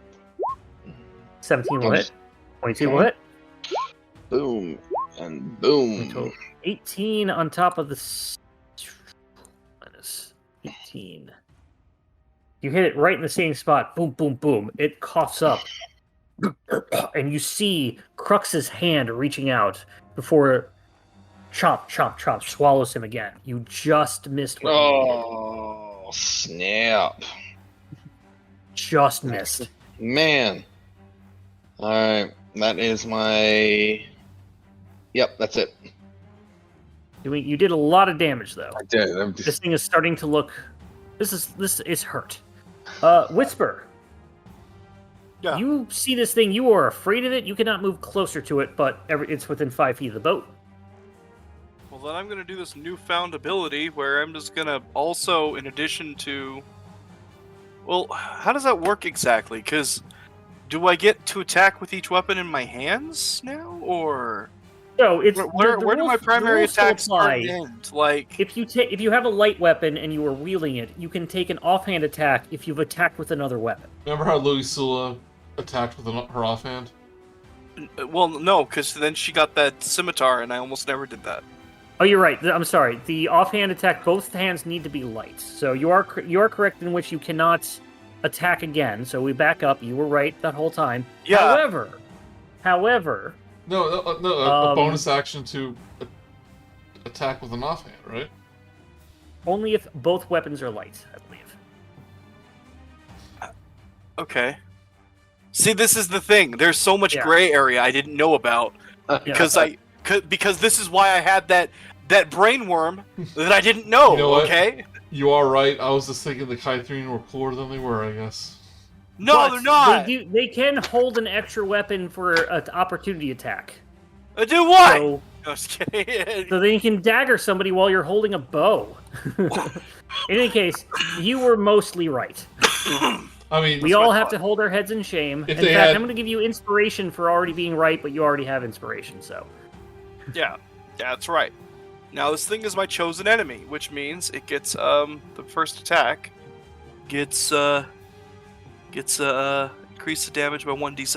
Oh, it's 1d6, not 1d4. I'm an idiot. Oh well, Okay. roll a That's fine. d6, I'm just... I'll take a third of it, depending. Okay. All right, here. We'll do that. Thank you. Fair is fair is fair. There you go. I'll give it 1 extra damage. There you go. Anyway, so I am going to... Yeah, so I'm going to do that first attack. First attack, so help me God. Okay, there we go. It'll be at disadvantage because you are afraid of this. Yeah, oh, okay, So hold roll, on. so roll 1 more to see if you hit. I'll roll... Y'all just roll another d20 real quick. Yeah, or just press the button again. It's fine. Oh, of course. There you Thank you. Thank you. go. Add 8 to that. 7 Add 8 to that. plus 8 is a 15 that just hits. Oh my you god. You do your 8 damage. Okay, and then let me... This one, second attack. Okay. This is gonna be this. Oh no Nice. way! Okay, and then I gotta add a d6 to this one. Okay. Because one of these do that. Oh no! Oh my god! Okay. What is You this? What do I have to just complain? Is that what I've got to do? That's Is what that- it is. Is that what I've got to do? Favorite foe is this first attack, right? Correct, but he didn't add it to the yeah. first attack, so he's Okay. just adding it to the Okay. Yeah. It's the first attack. doing a total of 19 damage, which is still not enough to have Frux regurgitated. Bonus actions? No, because I really don't have much in the one. Let me double check my bonus actions. Yeah, basically nothing. Yeah, okay. that happens sometimes. Yep. So, okay. Because of her swallow.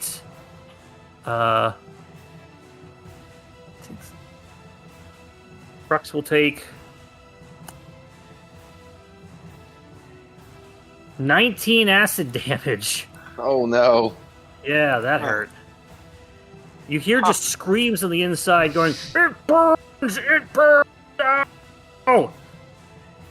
Horrible guttural screaming. We love you too, Crux. Big Mama is going Fine. to...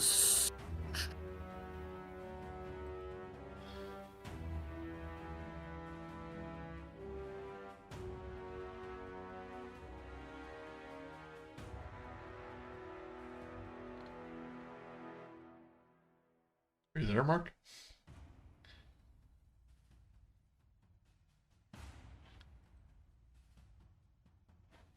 Hello?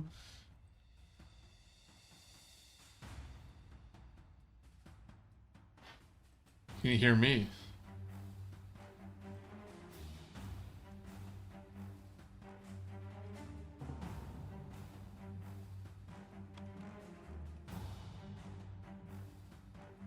Because Oh, there you go.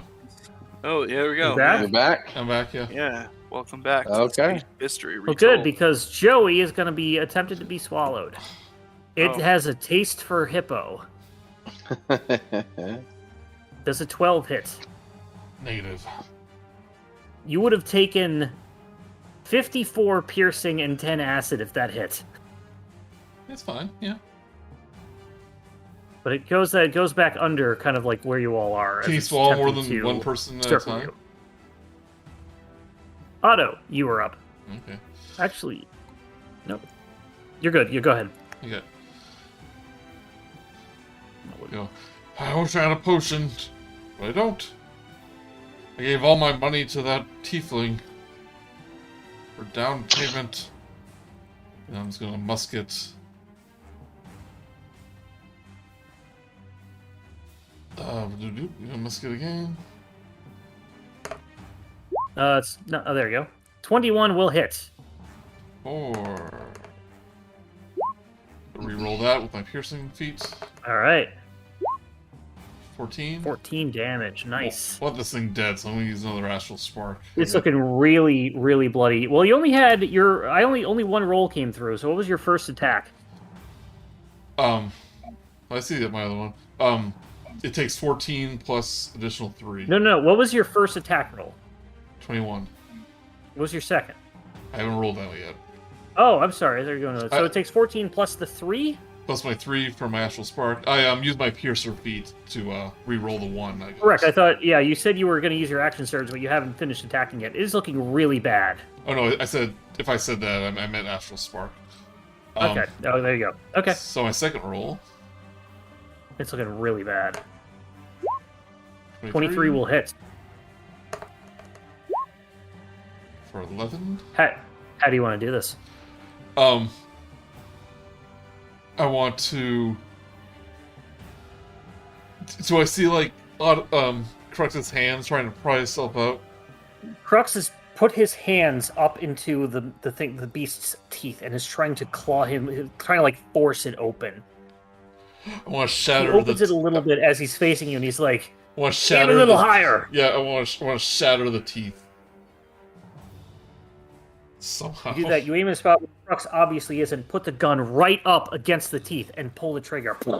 Pieces go everywhere. Parts of the teeth just kind of like go inside the flesh of the inside of it. As you hear like a horrible, horrible scream of just the creature going. It spins a little bit before eventually stop moving at all. Eventually, Crux, very, very weakened, gets regurgitated out.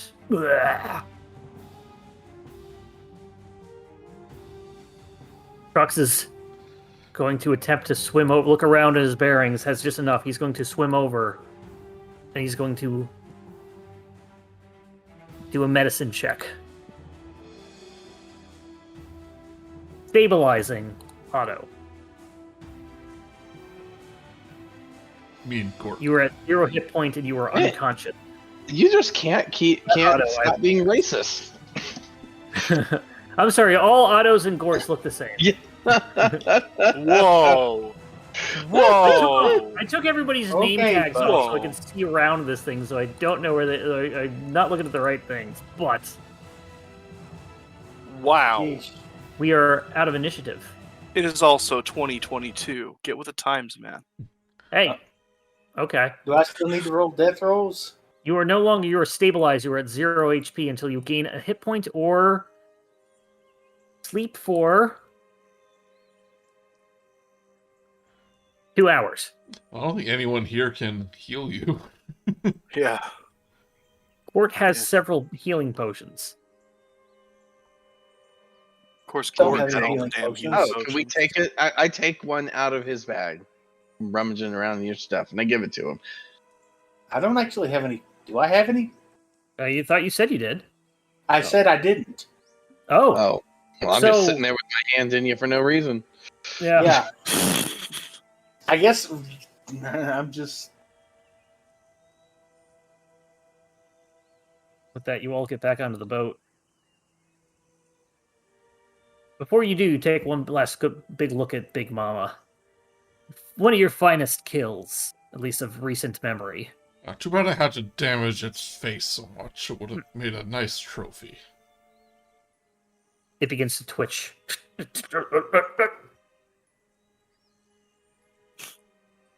Leave. We have to leave. We have to leave right now. We have to leave. We have to leave. Coming, You've never- it regurgitates. It regurgitates again. Looks to be a partially odd. Stupid thing screwed up. No, it's gonna be that. Regurgitates again. There we go. Looks to be a skeleton inside of some sort of suit. Like a full-bodied sort of suit. Partially digested. Gonna refresh the page. And then it stops moving and just eventually just bobs away from the edge of the moving away from the tower in general. It's eventually just gonna float away. Can't attempt to grab it or anything. Not the suit doesn't, the body doesn't. Big Mama does. I apologize. Okay. What do you do? So how unusual and unfortunate for that person. But I'm curious. Let's row the boat a little closer so we can take a look. Roll I over rode to the it. boat closer. Dante, This looks to row, be row, some row sort- the boat. The closest I could Oh, you get fucking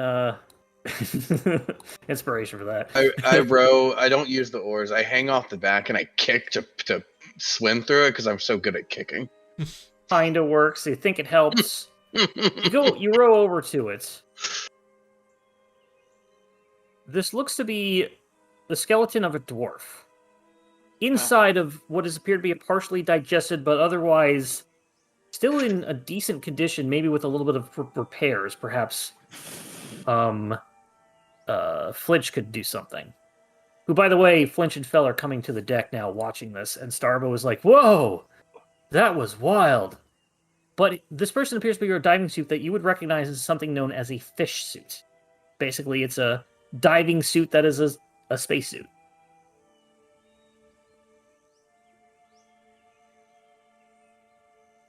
Well, I don't think she needs it anymore.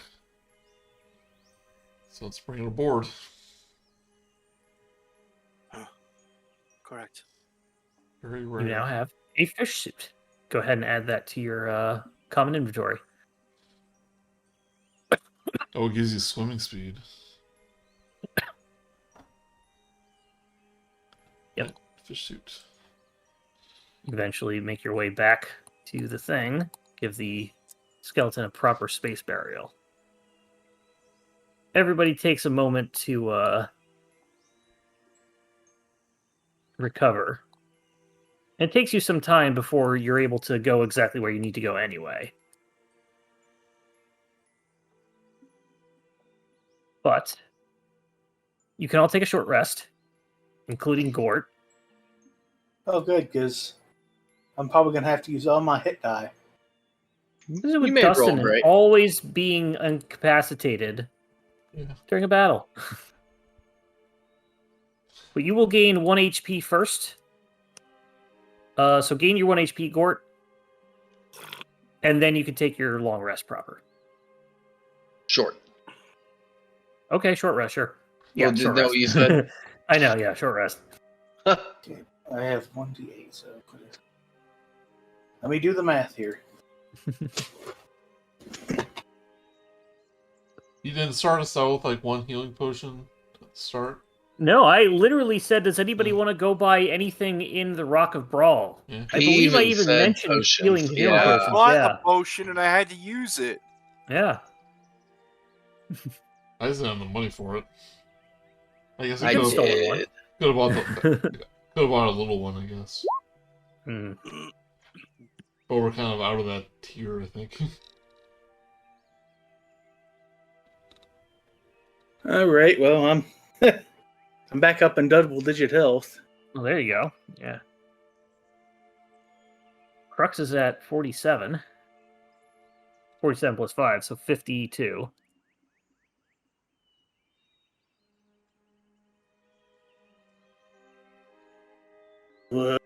Man, that was rough. Let's take a quick bathroom break. And we will be back momentarily. You're a bathroom break. I mean, yeah. Don't have to call attention to it, Randy. God. Yeah. Are we Love all it. back? I'm back. Some of us never left. Yeah, me Hold on, neither. let me- Okay, I believe Randy's also here. I am? Yeah, I was complaining a minute ago. Yeah, so see? Randy, I must have an official apology about my Yeah. ridiculous Expectations of me. notions that Thri-kreen could attack a million times with their itty bitty little hands. Yeah, no, I'm not an NPC. I can't attack with every single limb that I have because that seems to happen with all NPCs in this game. Yeah, they get multi-attack. Remember those things in the tower, like the wizard's tower that had like 4 arms, looked like the Yeah. arms. Yeah, and they were just wood chippers all the Yeah. time. Dude, yeah, you know what? If I knew for a fact that Thri-kreen could do that, then 100%, I Yeah. would stop being a ranger right now, and I would go and do whatever I had to do to become a walking wood chipper. 100%. Oh no, I have a ranger build that can make 4 attacks in a turn. Okay. you Hey, got- I make you gotta- 4 attacks in a turn as long as I spend Yeah. a key point. Yeah. In any case, we are back. All right, Spend some cool. time recuperating from your wounds. Good. I nurse Gort back Flint to comes health. out. Flint takes some time to restore the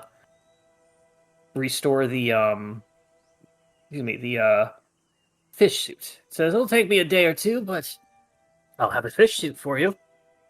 Can make it. Whoever wants to wear it can adjust it to be their proper size too. Yes, and maybe a little badge. And we can put our little logo on there. What's our group name, by the way? What are you all called? Huh. Oh, that's We're the Lux Eterna. Ooh, that sounds mysterious. Luxaturna. I like it. I don't know. The Lux Eternus. I mean, it's just where we're from, I guess, but I think it's appropriate.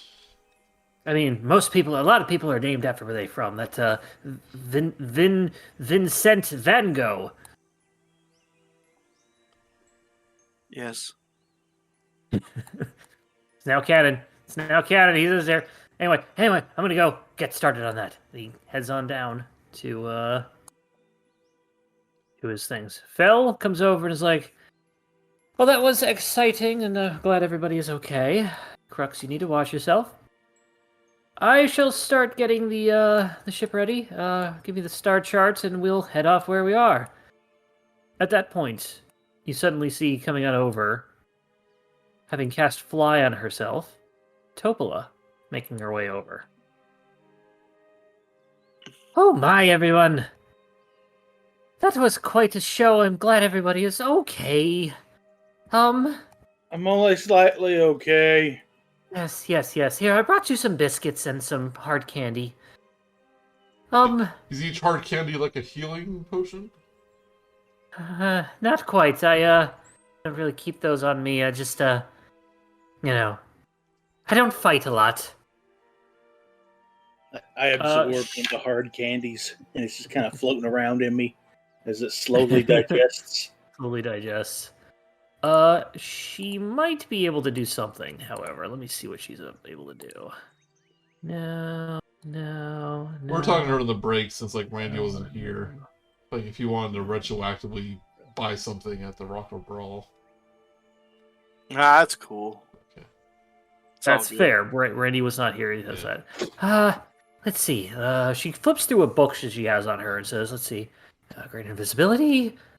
Shield. I am afraid I am not one of the healing magics, but... Oh, You find yourself? No, I can heal myself. I'm fine. But I do have something. Could you put a charge of shield in this stone floating around my head? I could put several chart things. Just one shield. I could give you something else. Well, if you can put 3 charges of shield, that'd be lovely. You do have 1 charge of shield. Mm. So if you want 2 more shields, Yes. she does say, well, I have a couple other things I could do. Detect magic, mage armor, magic missile, shield, misty step. It's always a good one. Suggestion. Bigger ones if you want to pop the shield. Let's just go with 2 more shields. Honestly, Okay then. that's all I need, man. She casts 2 more shields on you. But Gort, you could Misty Step. I can move fine on my own, man. I just Gort. I just need some defensive stuff, man. I was going to say, I could have given you the fun fireball. I've not been able to use that in a while, but... Oh, fireball. Fireball, Gort. But that's a level 3 spell. So she casts 2 copies of shield in there. She puts her book away. I still haven't figured out how to do this, and I don't think D20 can handle the... Just basically write that you have the shield spell down. If you need to write the notes or anything like that, and just add a manual reaction under your actions that say cast shield from stone. So you may have to do it manually, or you may have to just remember you have it. But I know what shield does, so we're good. A couple of steps back and says, "Anyway, I not only did I want to thank you all for the taking care of Big Mama. Mm-hmm. But I did think about something while you were out there. Somebody who could help you all out. A potential ally. An old flame of mine, named Grimzon Garganhale. Grimzod Garganhale. Old flame, you say? Yes. Is he a seagull? I'm not kidding. Is he a seagull? Looks at you. No! He's, let's just say no. He was a pirate who fought many battles against the Astral Elves. We had a tryst. It didn't amount to much, and it ended peaceful. But he has a small fleet of ships nearby, and he could be persuaded for the right price, or convincing, to help you out. He does owe me a favor. Saving a planet. It's more than enough. A favor. It would be up his alley, I would think. We could definitely use a fleet to go against these elves. I mean, Crux Sports. I mean, that's where we're ultimately going to get a fleet, but this would help make the fleet bigger, yes. Especially if the other part of the coalition doesn't pan out. So more But, fleet. yes. I can take you to him and his fleet if you would let me, fly the ship. Fel comes on out and is like, "What did I hear? Somebody wants to fly the ship who's not me?" Yes, Take a step everybody back. would let me. Uh-oh. Well, I could use a break. I've been flying this whole time, and honestly, having been hit by that jammer screen while I was on the helm is kind of shocking. I think I'll go rest in my cabin.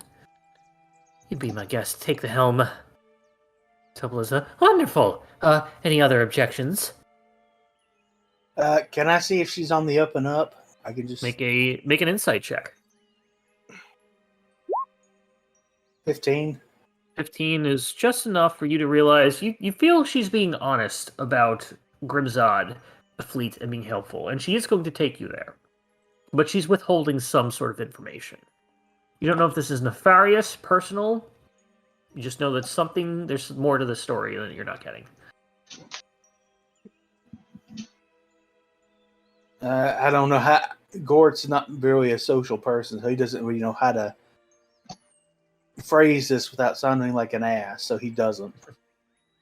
But he does go over to he goes over to Otto and kind of whispers in his ear, like it looks like I'm just putting a pseudopod in his ear, and the voice is coming out of it. It's like she's on the up and up, but she's holding back something, man. A little slice noodle spout coming out of your mouth and go whoop. Joey, how do you respond to that? About how she's hiding something? What Gort just told you, yeah. If anything, you don't have to respond at all. I would say, well, Crux seems to trust her. Gort just kind of shrugs and goes, "Hey, man." Flinch just comes forget out. Oh boy, I just kind of So I've just found the perfect way to make this logo. We're gonna embroider it in gold and purples, and it's gonna be silk. And oh, hello, Topola. Well, those are my school colors. How perfect. Oh, Topola sort of. I'm going to be flying the ship, Mr. Flinch. I assume I can have one of your uniforms? He's like, back to the drawing board.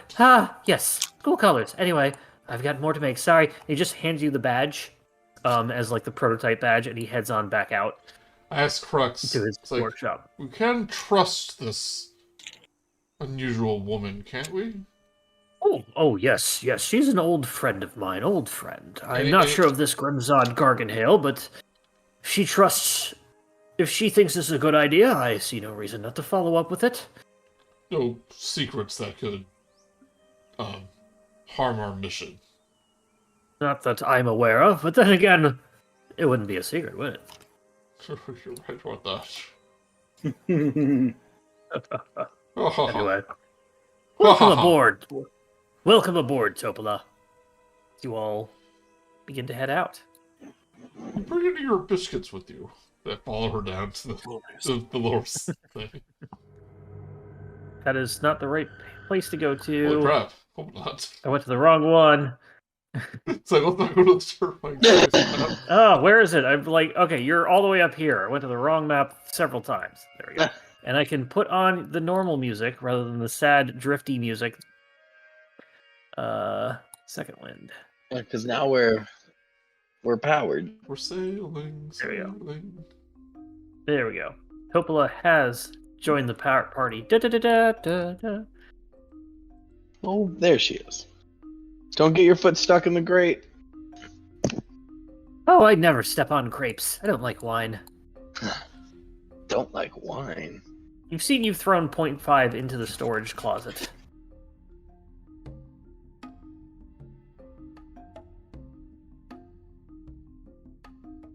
Anyway, I think we'll be good.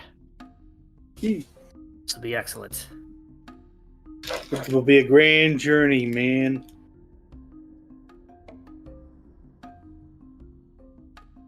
So, again, it'll take you a bit to get to where you need to go. Probably not a long rest, as you it will not be 24 hours, but it does see a bit.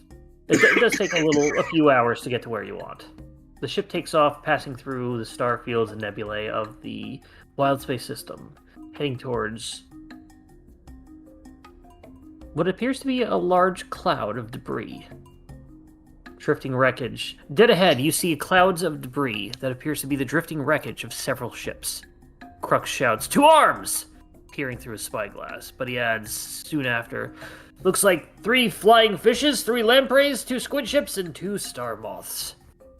In the debris? In the debris.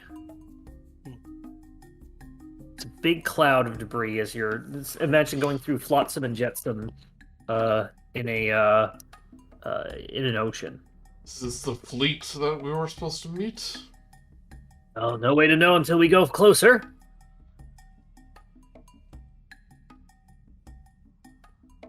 Shall we head in? Yeah. Or the captain? Or the commodore? That's fair. Now we go to the creepy music. I'll turn down. As you head on in, boop. The What count is- of the ships as you pass by is very accurate. It looks like this was some sort of battle or wreckage or something. These were several ships that have been destroyed. Debris floats everywhere. Eventually, every so often you bump against something that goes into your gravity plane and it just bobbles in the basically at the surface of it before leaving as you drift by it, floating back out into space. You see mangonels, ballistae, ammunition crates, rocks, occasional body, several bodies. First thing you do, well, what does everybody do? What does everybody take in? I'm started looking around, see if I see survivors. Make a perception check. Can I just kind of help him with that, or kind of look around? Yeah, go ahead and make go and make a perception check yourself as well. And I am specifically looking for threats. And then go ahead and make a perception check. I will. Okay. 19. Okay. 25. You all have pretty high. On top of that, Commodore Crux has his spyglass out. I say that Crux, like, my spyglass is in my monocle here. Well, that's fascinating. I only see Too bad it close, doesn't- close up, not far Too- away. I mean, then that's less of a spyglass and more of a spyglasses. Oh, I'm trying to be jovial. Kind of just pushes you aside. The first thing that you come up as you're looking around, there's a crimson flag. Blood red pirate flag. Drifting in space. It comes snagged in the back of your ballista. Starbo looks over. Oh dear, someone better free that, otherwise we're not going to have a weapon. Copel and Flinch are below deck, by the way. They're not actually on deck. Take a closer look at that flag. Okay. You said it was a pirate flag? Looks to be a pirate flag caught in the ballista in the back of the ship. I want to see if I can recognize the insignia at all. Make a history check, I'd say. History. Yeah, 5. 5. You're pretty sure this is from the dread pirate Jolly Roger. He commanded a jolly boat, and his name was Roger. He was not a very good pirate. You free the ballista. You free the flag for the ballista. You can either keep it, let it go, whatever you wish. Oh, might come in handy. We need to masquerade as pirates. You have one blood red pirate flag. Feel free to add to your inventory. Put it in your pocket. Or I would. You'll put it in your back pocket. That way you will always have a keen eye for booty. Coming up, you see 2 bodies nearby as you drift by, or as they begin to drift by, as you're essentially passing them. Yeah. As you get close enough, you see that they begin to move. And they start space swimming sort of over your way, grabbing onto whatever is nearby as they enter your gravity plane. And they begin to climb on up. I'm sorry, I was typing. What is making the way? The 2 bodies that start to move as you go by, they catch on to your ship as you pass by, and they start to climb up the sides. Survivors? Them. Possibly. I've seen in character. Layer. Like, They climb on up. Oh, well, I am so glad you all have come by. We've been out here for days. y'all need like some food, water, something, man? Oh, not at all. You wouldn't all be happy to be hiring, would you? I don't know. Let me check with my compatriots. How did you Hey, survive? guys. How did you survive for so long? Here in without an air bubble. We don't need air. Go ahead and make a nature or intelligence. Make a nature check, Otto. Also, want to look at their clothing. Yeah, clothing does look kind of tattered. They've definitely seen some fighting. Is any of it blood red? It is not. 19 for nature. 19. These are no normal pirates. They are pirates of an undead nature. You would know them to be vampires. Vampires. But I recognize them as pirates. You recognize them straight up as vampires. Okay. They are vampire pirates. These are no ordinary pirates. You're vampirates, which I love, but yes, I must insist you get off our ship.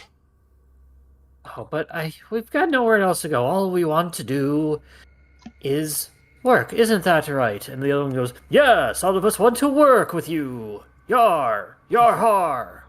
Yeah, I call Gort in like.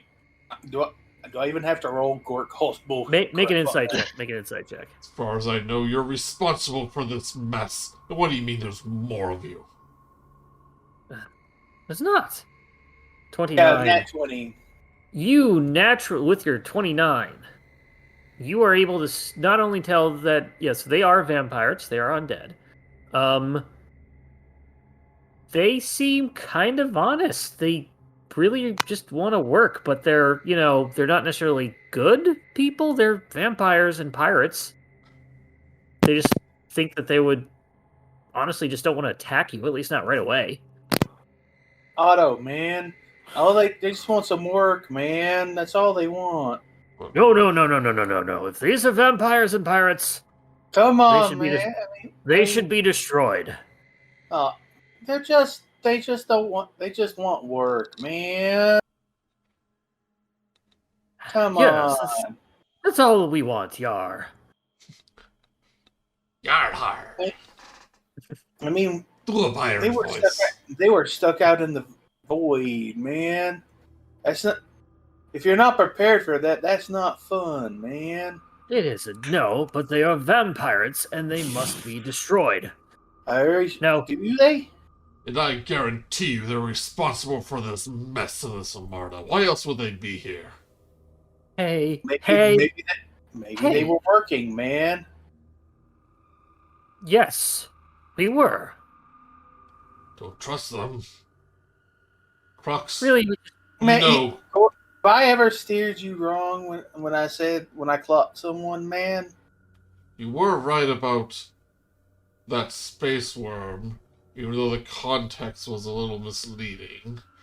But these individuals are abominations of all nature, and they do not deserve our hospitality. Is it any less or more abominable than being able to be in an air pocket in outer space, being driven by a tree on a boat? Well, it's just nature.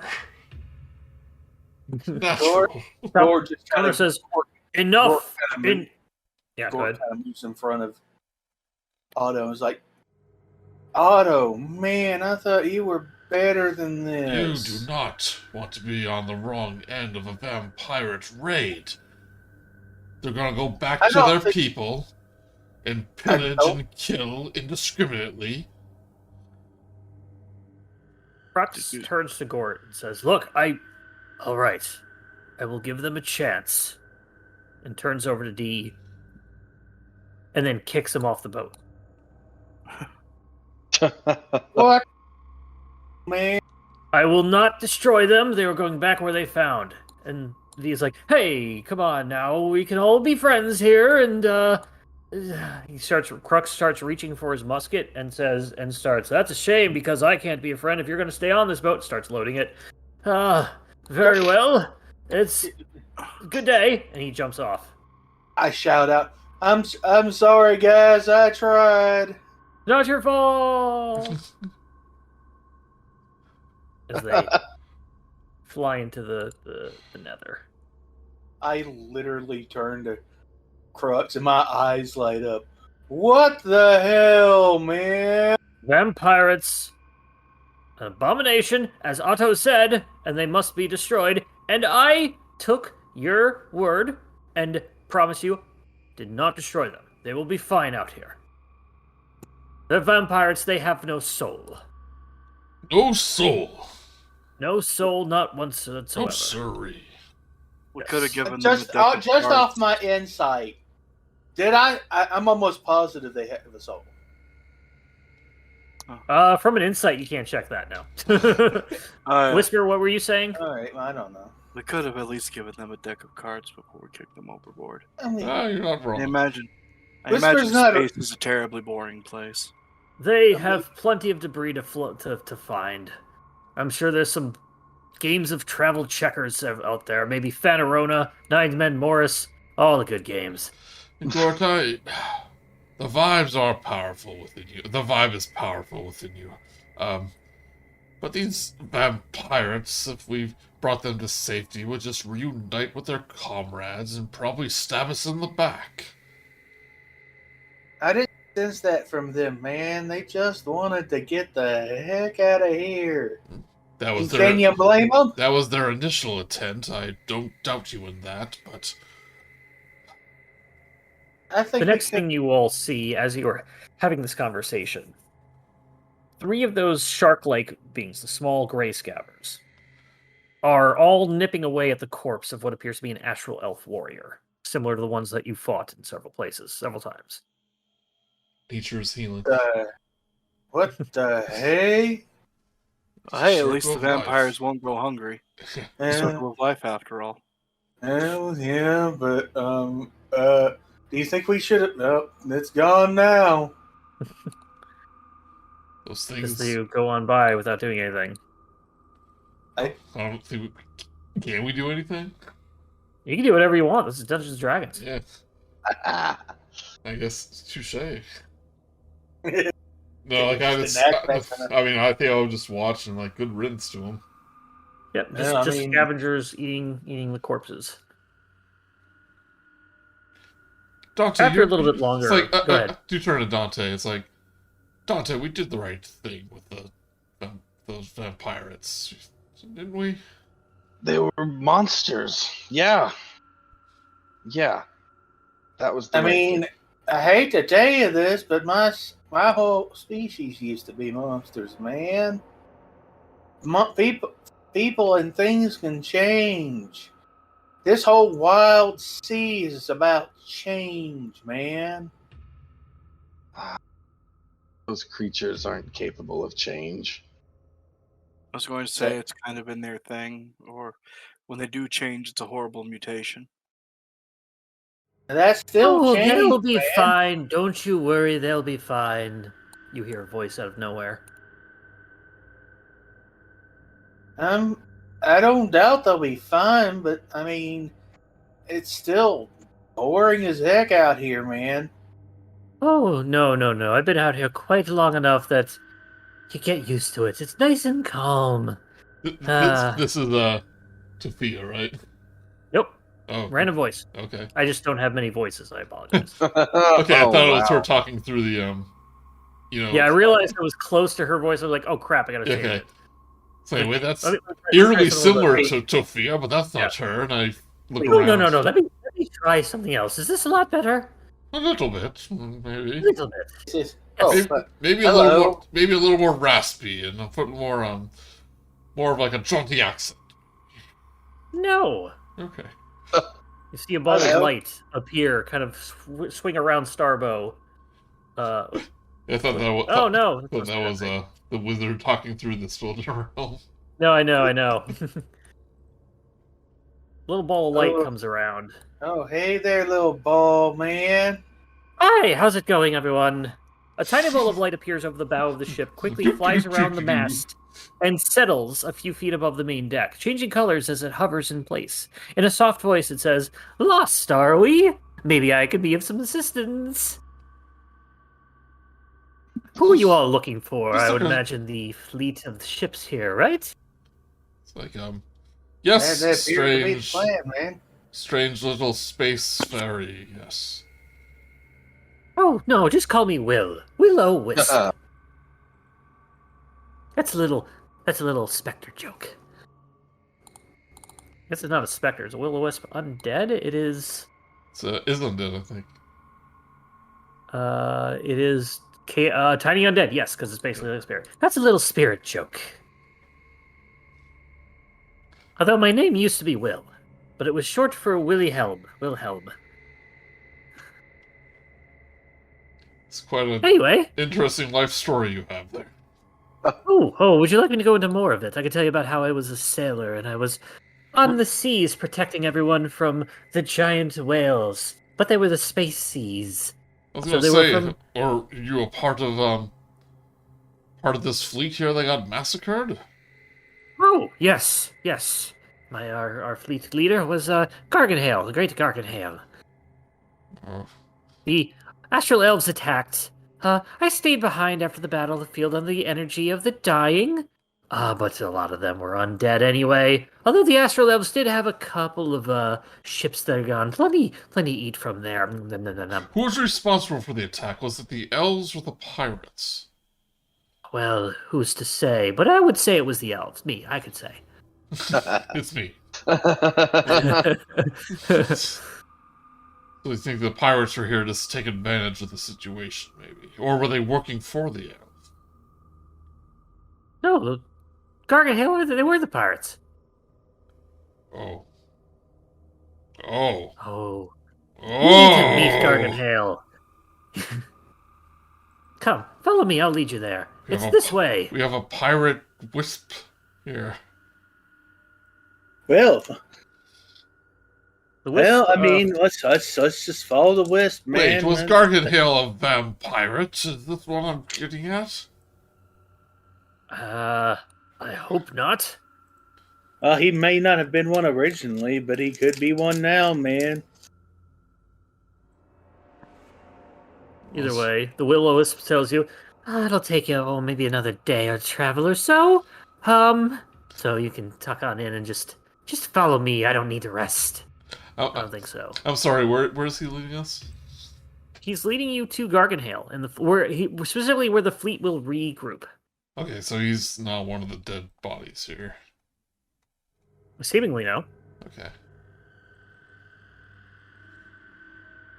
So, lead us onward then. Very well. Bring it. You can all take a proper long rest. At your behest, Crux. Now that you know that we're heading into pirate territory, seemingly. Takes out his musket, finishes loading it, loads all of his other weapons. I'll be ready for them. Don't you worry. Looking down sights, making sure everything's aimed up and tweaked and everything. Never met a vampire that couldn't take the sunlight that is my gun. Right? I'm just thinking of a fleet full of those disgusting creatures that we're going to have to interact with. Ugh. Oh, that will be gross. I'll watch the helm. I don't feel... considering our entire speech about discussing abominations against nature, I'd have second thoughts about allying with them, to be honest. Topola wouldn't lead us into that. No. Topola knows where we're going. She knows what she's doing. She knows who to talk to. Maybe he's just the human leader of the vampirates. He's in command of them. That makes me feel a little better. Topola does not have an interest in the undead as a fling. Certainly putting a lot of trust in her. I just don't want Gort Anator to see I told you so. Anyways, well... Yeah, Otto doesn't like to hear that. No, I like being right. Like, when I thought that Whisper there could attack with his little baby arms, and they all laughed at me. And when I said Florna, and it sounded, it's like not my fault. Look. You gotta acknowledge when you're wrong, man. You say all of this. Gort just slithers off. Crux says, I think we should be on the ready just in case. Oh, my finger's on the trigger, my friend. Yes. Finger on the trigger. Yes, it is. We want to make sure the gun's loaded. Oh, we can do that Onward. really fast. You can. With my space bullets. You could even more if you had 4 arms. Oh.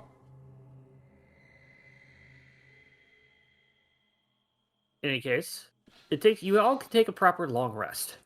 So it takes you another day to get where you need to go. We've been resting a ton. Yeah. Yes. I didn't even get to use my cosmic omen last time before I had to roll for it again. Yeah. I bet it's going to be a mix of wheel and woe. No, my cosmic omen is something else entirely. Oh, okay. We can use it during the travel. Flying in the cosmos after a day of travel in the will-o-wisp following the will-o-wisp, you eventually enter a cosmic storm.